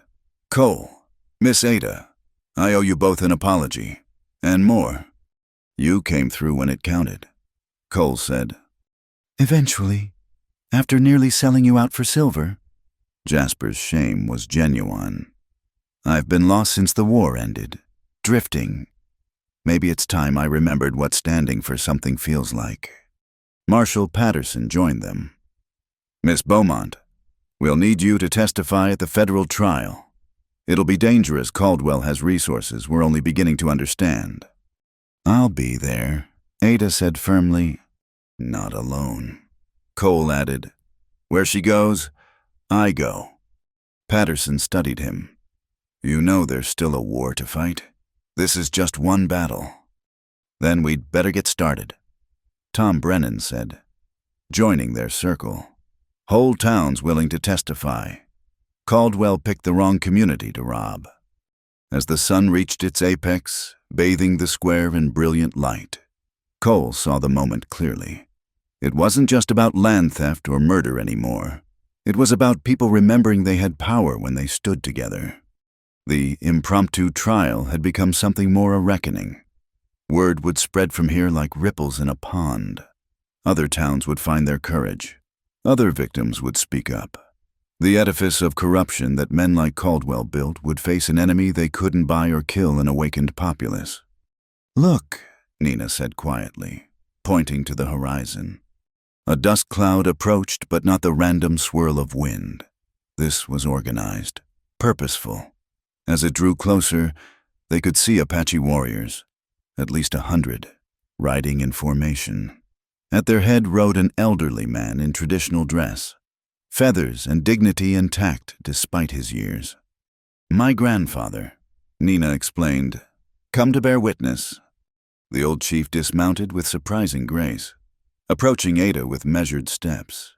He spoke in Apache, Nina translating. He says the earth celebrates today. Truth has been spoken where lies once ruled. The stones will be moved back to their proper places, and the water will flow where it should. The chief placed a weathered hand on Ada's shoulder. He names you Truth Speaker. Among our people, you will always have sanctuary. Ada's eyes filled with tears. Tell him I'm honored. The celebration continued as the day wore on, but Cole noticed the federal marshals making preparations. Richard Hale and Silas Red would be transported to Denver for trial. The real fight would happen in courtrooms now, with different weapons. As shadows lengthened, Ada stood once more on the platform, calling for quiet. We've won today, she said. But the war isn't over. Caldwell will hire the best lawyers, try to twist the truth, make us all out to be liars and rebels. Some of you might face retaliation. I can't ask you to— You're not asking, Mrs. Ortega interrupted. We're telling, we'll be there. Every one of us who can make the journey. The agreement was universal. Cole felt something shift in the air, not just resolve, but transformation. Ash Mesa would never be the same. These people would never be the same. As the crowd finally began to disperse, Marshal Patterson pulled Cole and Ada aside. There's something else, he said quietly. We intercepted a telegram an hour ago. Caldwell's fled, boarded a ship to Europe this morning, taking what he could carry. He won't face trial, but his empire here is finished. Ada sagged slightly. He escaped justice. Did he? Patterson asked. He's lost everything: power, position, wealth. He'll spend his remaining years in exile, known as a criminal. Sometimes that's justice too. Cole wasn't satisfied, but he understood. Men like Caldwell rarely faced the noose, but their kingdoms could still fall. As night settled over Ash Mesa, the town square finally emptied. Cole and Ada stood alone where it had all played out, surrounded by the ghosts of truth finally spoken. Your father saw this, Cole said. Maybe not the details, but this moment, when his daughter would stand where you stood and finish what he started. Ada leaned into him, finally allowing exhaustion to show. I couldn't have done it alone. You, the town, everyone who stood up today. That's how it works. Evil counts on people staying isolated, afraid. The moment we stand together, their power breaks. She turned to face him fully. So what now? Cole Whitaker. The danger's not over. The trial will paint targets on our backs. Caldwell might be gone, but his allies remain. Then we face them together, he said simply. If you'll have me, not as protector or hired gun, but as partner, equal. However this story ends. Ada's smile was answer enough. She kissed him there in the square where justice had found its voice. under stars that had witnessed both cruelty and courage. Tomorrow would bring new challenges. The trial in Denver would test their resolve. Powerful men would scheme revenge. But tonight, in a small desert town that had remembered its backbone, truth had won its day in court, even if that court was nothing more than planks and righteous anger. The charcoal mark on the barn beam had started it, a simple sign of sanctuary that had sparked a revolution. Now that mark would spread, barn to barn, town to town, until those who profited from lies learned to fear the truth. Cole held Ada as the night wind whispered through empty streets, carrying the scent of rain from distant mountains. Change was coming to the territory, washing it clean, and they would face it together, come what may. The people had spoken, and their verdict was justice. The dust had settled over Ash Mesa like a blessing. 2 weeks had passed since the public trial, and the town breathed easier with each sunrise. Federal investigators combed through records at the bank and land office, while Marshal Patterson's men maintained order with quiet efficiency. But Cole knew better than to trust the calm storms in the desert came without warning. He found Ada in the small office Deacon Ellis had offered them behind the church, surrounded by legal documents and correspondence. Dark circles shadowed her eyes, but her spirit remained unbroken. "Another letter from Denver," she said, holding up an official-looking envelope. "The federal prosecutor wants us there by month's end. Says the grand jury is convening. That gives us 2 weeks." Cole studied the map spread across her desk, marking the safest route to Denver. "Patterson offered us an escort, which might make us bigger targets." Ada set down her pen, rubbing her temples. "Richard's lawyers are already spreading stories, painting me as a hysterical woman who seduced a gunslinger to murder her way to revenge." "I'll let them talk. We have the truth." "Sometimes truth isn't enough." She stood, moving to the window that overlooked the town square. "Cole, there's something I need to tell you about my father's death." He waited, recognizing the weight in her voice. "I was there," she whispered. "In Boston, the night he died. Richard had come for dinner, all smiles and courtesy. Father excused himself to his study after the meal. An hour later, her voice cracked. Richard found him, or so he claimed. Heart failure, the doctor said. But I saw Richard's hands that night, saw the scratches. Father fought back." Cole moved behind her, not touching but offering presence. "You couldn't have known." "Couldn't I? I knew Richard was wrong somehow. Felt it in my bones, but I stayed quiet like a proper lady should." She turned to face him, eyes fierce. "Never again. That's why this matters so much. Not just justice for Father, but for every person who's been told to stay quiet, stay small, stay afraid." A knock interrupted them. Tom Brennan entered, his expression grim. Riders coming from the east, about 30, armed and moving with purpose. Cole checked his Colt reflexively. "Caldwell's men. Can't tell yet, but Jasper's got the boys ready. Nina's people are watching from the hills too." They hurried to the bell tower, climbing the narrow stairs to where Jasper stood watch with a spyglass. He handed it to Cole without a word. Through the lens, Cole studied the approaching riders. Well-armed, disciplined formation, but something was off. Their leader rode slightly apart, a figure that seemed familiar. "Son of a gun," Cole breathed. "That's Major Thornton, my old commanding officer." "Confederate?" Ada asked. "Union. We faced each other at Chattanooga. Man's honest as sunrise and twice as reliable." Cole lowered the glass. "But what's he doing here?" They got their answer an hour later when Major Thornton rode into town with a full cavalry unit. The gray-haired officer dismounted with military precision, his uniform now bearing federal insignia. "Colonel Whitaker." Thornton greeted Cole formally, then caught himself. "My apologies. Old habits, Mr. Whitaker." Miss Beaumont. I'm here on special assignment from the War Department. The War Department's interested in railroad fraud? Ada asked. We're interested in treason. Thornton replied. Baron Caldwell wasn't just stealing land. He was selling information to foreign interests survey maps, mineral deposits, military routes, the kind of intelligence that could cripple our national defense. Cole felt the scope of their fight expanding. How long have you known? Suspected for months, but without proof. Thornton smiled grimly. Your evidence broke it open. Caldwell's fled to Prussia, but his network remains. We need to root it out completely. You want us to help? Ada surmised. I want you to finish what you started. The trial in Denver isn't just about land theft anymore. It's about national security. Thornton's weathered face was grave. Fair warning, the stakes just got much higher. Foreign agents, assassins, people who make Blackjack Torrance look like a schoolmarm. Tom Brennan spoke up. The town stands with them. Whatever comes. Appreciate that, sir, but this fight might be beyond civilian scope. Thornton turned back to Cole. I'm authorized to offer you a commission.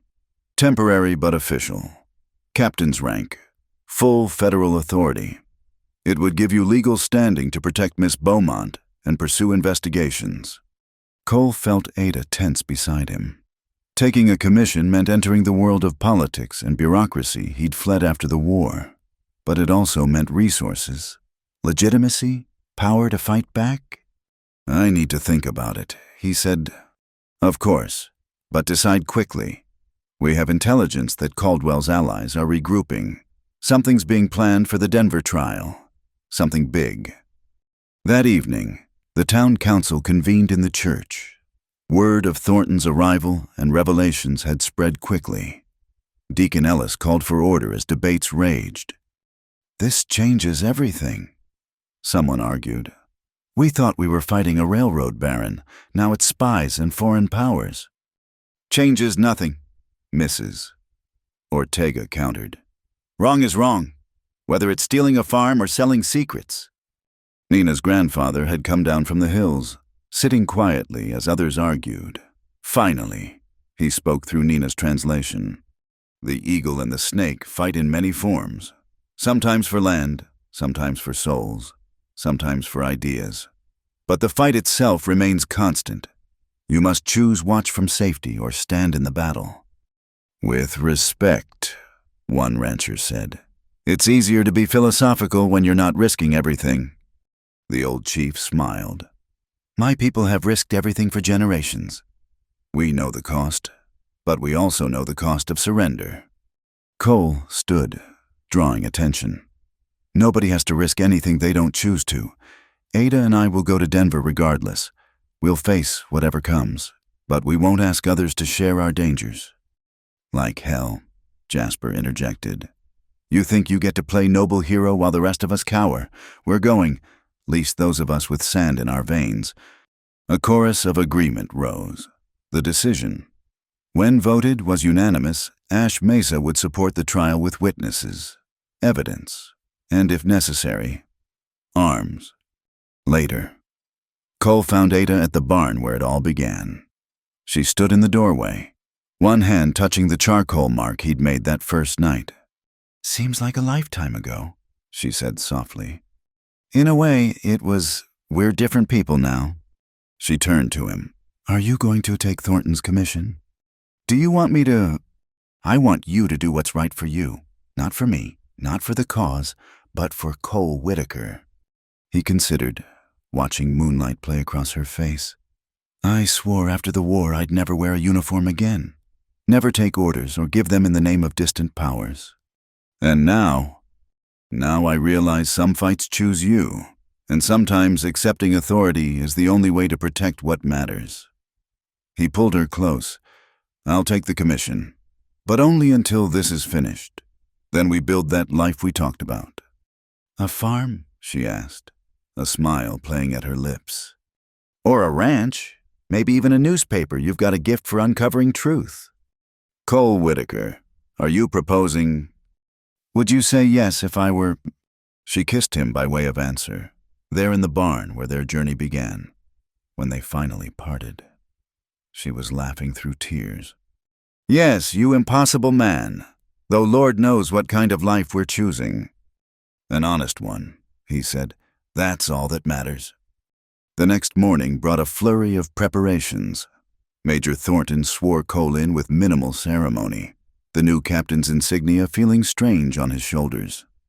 Ada organized the evidence with help from the federal investigators, creating multiple copies to prevent sabotage. But the real surprise came when the afternoon train arrived. Marshal Patterson met it personally, returning with a distinguished-looking man in an expensive suit. "Miss Beaumont," Patterson said formally, "may I present James Harrison, senior partner at Harrison, Blackwell and Associates. He's volunteered to prosecute the case against Caldwell's syndicate." Harrison was everything Cole distrusted: smooth, polished, Eastern. But his handshake was firm and his gaze direct. "Your father saved my daughter's life once," Harrison told Ada. "Covered her medical bills when my practice was failing. I've waited years to repay that debt. It would be my honor to see his murderers brought to justice." "You know what you're risking?" Ada asked. "Caldwell has deep pockets and a long reach." "Then we'd better make sure our reach is longer." Harrison's smile was sharp as a blade. "I've brought my best team. We'll be ready for whatever tricks they pull." As the sun set on another day of preparation, Cole stood with Ada on the church steps, watching their unlikely alliance take shape. Soldiers and townspeople, Apache warriors and Eastern lawyers, all united by a common purpose. "My father would never have imagined this," Ada said wonderingly. "Maybe that was the problem," Cole suggested. "Men like Caldwell count on people staying in their separate boxes, never joining forces. They don't know what to do when the boxes break down." Jasper approached, now wearing a deputy's badge. "Scouts report movement in the hills. Could be nothing, but it's probably something," Cole finished. "Double the watches. And Jasper, thanks for standing with us." His old friend grinned. "Wouldn't miss it. Besides, being on the right side of a fight feels good. Been a while since I could say that." As night fell, Ada made one last round of their makeshift headquarters. The evidence was secured, copies distributed, testimonies prepared. Tomorrow they would begin the journey to Denver, into the heart of a battle that had grown beyond anything they'd imagined. She found Cole cleaning his rifle in the lamplight, movements automatic from long practice. "Scared?" she asked. "Terrified," he admitted. "But not of dying. Scared of failing you, failing the town, failing your father's memory." "Oh, you won't know how I know." She sat beside him. "Because you're not fighting for abstracts like justice or truth. You're fighting for people, for Mrs. Ortega's boarding house and Tom's ranch, for Nina's sacred lands and the chief's grandchildren. That's what makes the difference. And for you," he added quietly, "always for you." They sat together in comfortable silence, preparing for the storm ahead, outside. Ash Mesa slept under a blanket of stars, guarded by friends who'd chosen courage over comfort. The real battle was coming. Denver would be the crucible where truth met power, where ordinary people challenged an empire built on lies. Win or lose. They'd already changed the game. Baron Caldwell might have fled, but his shadow remained. Corporate lawyers and bought judges, assassins and spies all waited in the wings. The trial would be more than a legal proceeding. It would be a war for the soul of the frontier. But as Cole looked at the woman beside him, at the town that had found its backbone, at the unlikely alliance forming around them, he felt something he hadn't experienced since before the war ended. Hope. Not the naive hope of youth, but the tempered hope of those who'd seen the worst and chosen to fight anyway. The hope that came from standing shoulder to shoulder with others who refused to kneel. Tomorrow they would ride toward Denver and whatever waited there. But tonight, they had a moment of peace before the storm, a gathering of forces, a love forged in fire and tested by truth. Cole cleaned his rifle and prepared for war, but his heart was already building peace. With Ada, with the town, with the future they'd claim or die trying to reach. The charcoal mark on the barn beam had started it all. Now that mark would spread across the frontier, a sign that sanctuary existed for those who spoke truth, that ordinary people could stand against extraordinary evil. The dust had settled on Ash Mesa, but the real storm was just beginning. Spring painted the valley around Ash Mesa in shades of hope. 6 months had passed since the Denver trial that shook the nation, and the desert bloomed with unusual abundance, as if the land itself celebrated justice finally served. Cole stood on the porch of their new home, watching the sunrise paint the mountains gold. The small ranch house wasn't much 2 rooms and a kitchen, but they'd built it with their own hands on land legally theirs, bought with reward money from grateful citizens whose property had been restored. "You're up early," Ada said, joining him with 2 cups of coffee. She wore a simple cotton dress, her hair loose around her shoulders.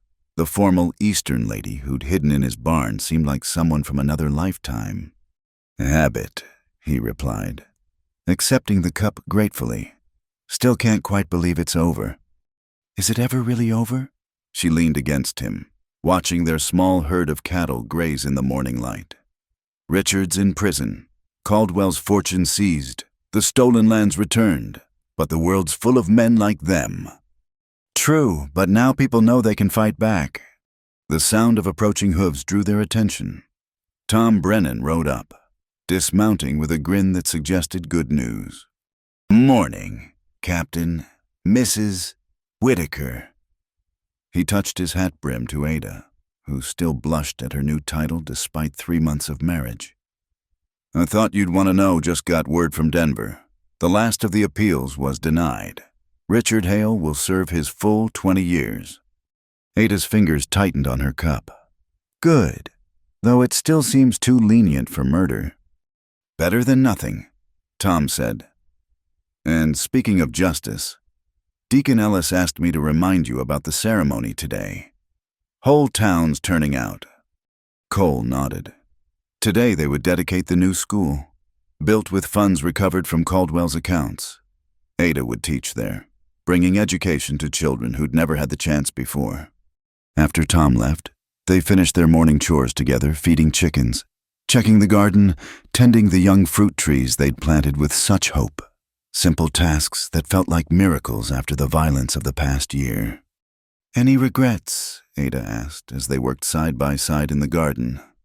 "About which part?" "Leaving the cavalry. Thornton said you could have had a permanent commission, a career in Washington." Cole considered, then shook his head. "I wore that uniform to protect you, to see justice done. Now that it's finished, I'm happy to be just Cole Whitaker, rancher and decidedly retired gunfighter." "Retired until the next person needs help," she said with knowing smile. "Well, a man has to keep some principles." They were interrupted by another visitor, Nina, riding her paint pony with natural grace. She dismounted and embraced Ada warmly. "The ceremony will be beautiful," Nina promised. "Grandfather is bringing the children from the reservation. They're eager to learn letters and numbers."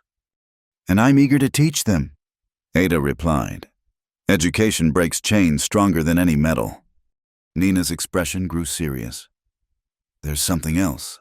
A stranger arrived yesterday, asking questions about you both. Well-dressed, claims to be a journalist from Harper's Weekly." Cole's hand moved instinctively to where his gun usually hung, finding only empty air. He'd packed the Colt away, swearing he was done with violence. "What kind of questions?" Ada asked. "About the trial, the evidence, your life now. He seems genuine, but—" Nina shrugged. "These days, trust comes hard." They thanked her for the warning and watched her ride away. Ada turned to Cole with raised eyebrows. "I think it's trouble." "Everything's trouble until proven otherwise. But we can't live in fear.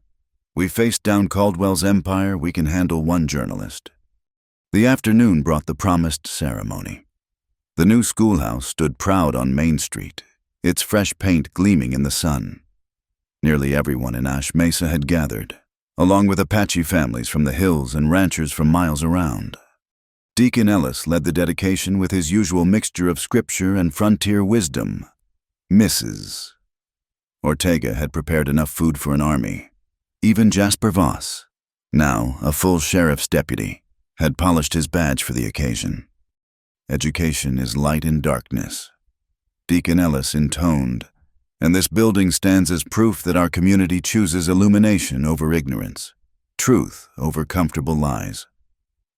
When Ada cut the ribbon, the cheer that went up could probably be heard in the next county. Children rushed inside to see the books, slates, and maps that would open new worlds to them. Cole watched his wife surrounded by eager young faces, her own glowing with purpose. This was what they'd fought for, not just to punish the guilty, but to build something better in place of corruption. "Hey, Mr. Whitaker." He turned to find a well-dressed man with intelligent eyes and ink-stained fingers. The journalist, no doubt. Theodore Marlowe, Harper's Weekly. The man confirmed, extending his hand. "I've been following your story since the trial. Remarkable what you accomplished here." "We accomplished," Cole corrected. "No one person could have done this." "Precisely why I'm here. The nation needs to hear this story, how ordinary citizens stood against extraordinary corruption and won, with your permission. I'd like to write a full account." Cole studied the man, finding no deception in his eager expression. "You'll need to speak with my wife. It's her story more than mine." "Of course, but I hope you'll contribute as well. The public has this image of the Wild West as lawless chaos. Your story proves it can be something more, a place where justice blooms in unlikely soil." As the celebration continued around them, Cole introduced Marlowe to Ada. She questioned him carefully before agreeing to share their tale, with conditions. "No sensationalism," she stated firmly. "The truth is dramatic enough, and you must include everyone the Apache who helped us, the townspeople who risked everything, the Mexican families who stood firm despite threats." "Agreed," Marlowe said, already scribbling notes. "This is about community courage, not individual heroics." As the sun began its descent, painting the sky in shades of rose and gold, Cole found himself back where it all began, the barn at what was now their ranch. The charcoal mark still showed faintly on the beam, a reminder of that night when a desperate woman's tears changed everything. Ada found him there, slipping her hand into his. "Penny for your thoughts. Just remembering how you looked that night, wounded and running, but still so fierce. I knew even then you were going to upend my carefully ordered life." "Any complaints?" "Not a one." He pulled her close, breathing in the scent of her hair. "We did it, Ada. We actually won." "We survived," she corrected. "Winning is what comes next every child who learns to read in that schoolhouse, every family that keeps their land, every person who speaks truth because they saw it could triumph." A coughing sound interrupted them. Jasper stood in the doorway, grinning apologetically. "Sorry to intrude on you lovebirds, but thought you should know. Just got a telegram from Marshal Patterson. They caught Blackjack Torrance trying to cross into Mexico. He'll hang for those murders during the mine fight." Another ghost laid to rest. Cole felt the last of the war's weight lifting from his shoulders. That evening, their ranch filled with friends celebrating the school's opening and the simple joy of community. Tom Brennan brought his fiddle. Mrs. Ortega taught the young ones Mexican dance steps, and even the Apache chief joined in with stories that bridged cultures. Theodore Marlowe moved through the gathering, collecting stories with the dedication of a prospector mining for gold. His article would eventually span 3 issues of Harper's, bringing national attention to their small victory against enormous odds. As the moon rose full and bright, Cole stood with Ada on their porch, watching their friends dance in the yard. Tomorrow would bring its own challenges, droughts to weather, cattle to raise, children to teach. But tonight was for gratitude. "I have something to tell you," Ada said softly, taking his hand and placing it on her still flat stomach. About 7 months from now. We'll need to add another room to the house." Cole's heart stopped, then resumed at double speed. "Are you saying—" "I'm saying Cole Whitaker Jr. or Sarah Whitaker will need a proper nursery." He swept her up, spinning her as she laughed, their joy spilling out into the night. Friends cheered without knowing why, caught up in the moment's pure happiness. Later, as the celebration wound down and guests departed with promises to help build that new room, Cole and Ada sat together on their handmade furniture, planning a future that once seemed impossible. "Our child will grow up free," Ada said wonderingly. "No one will steal their land or silence their voice. They'll know justice is possible because we helped make it so. They'll know love too," Cole added, "and courage, and the strength that comes from standing with others for what's right."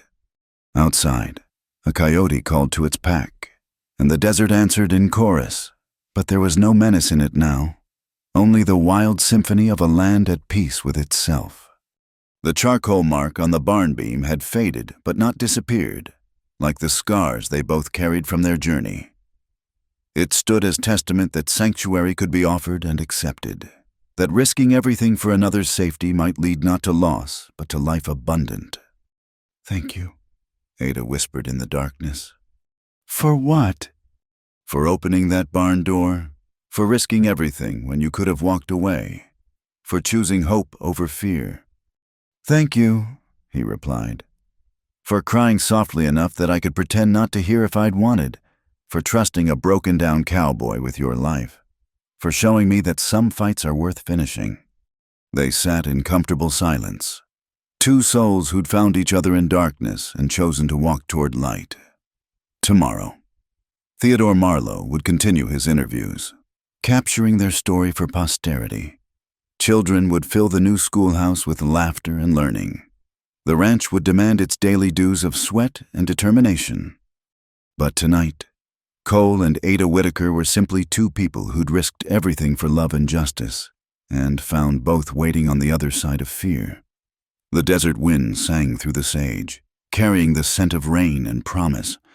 In the barn, the charcoal mark remained faint but enduring, a symbol that would outlive them all. It whispered to future generations that sometimes a cowboy finds a woman alone in a barn, and her soft cry makes him risk everything for her touch, for her truth, for the chance to build something better together. And sometimes, against all odds, that risk pays off in ways too beautiful for words. The story that began with desperation in darkness ended with hope in the light. Proof that even in the harsh lands of the frontier, love and justice could take root and bloom. The railroad barons and corrupt lawmen had learned too late that power built on lies was no match for truth spoken by united voices. Cole pulled Ada closer as the stars wheeled overhead, ancient and eternal. Their child would be born into a better world because ordinary people had chosen to be extraordinary when it mattered most. "I love you, Mrs. Whitaker," he said simply. "And I love you, Mr. Whitaker, forever and true." In the morning, they would return to the blessed ordinary chores and teaching, building and growing. But they would do so as people transformed by their journey, carrying within them the knowledge that evil could be faced and defeated, that love could flourish in the most unlikely ground. The Wild West had tested them with everything it had: violence and corruption, dust and blood, loss and betrayal. But they had emerged not just intact but triumphant, proof that the human spirit could endure and prevail. And in a small ranch outside Ash Mesa, where a charcoal mark on a barn beam told a story of sanctuary and courage, Cole and Ada Whitaker began the rest of their lives together, building a legacy of love that would echo through generations. The beginning. Thank you so much for listening to this story from the Wild West. I'd love to know where in the world you're listening from. Please share in the comments below so we can connect and exchange thoughts about Cole and Ada's journey. If you enjoyed this tale of courage and justice, please subscribe to Wild West Night. Give this video a like and hit the hype button to help more people discover these frontier stories. Your support means everything and helps keep the spirit of the Old West alive. Until next time, partners.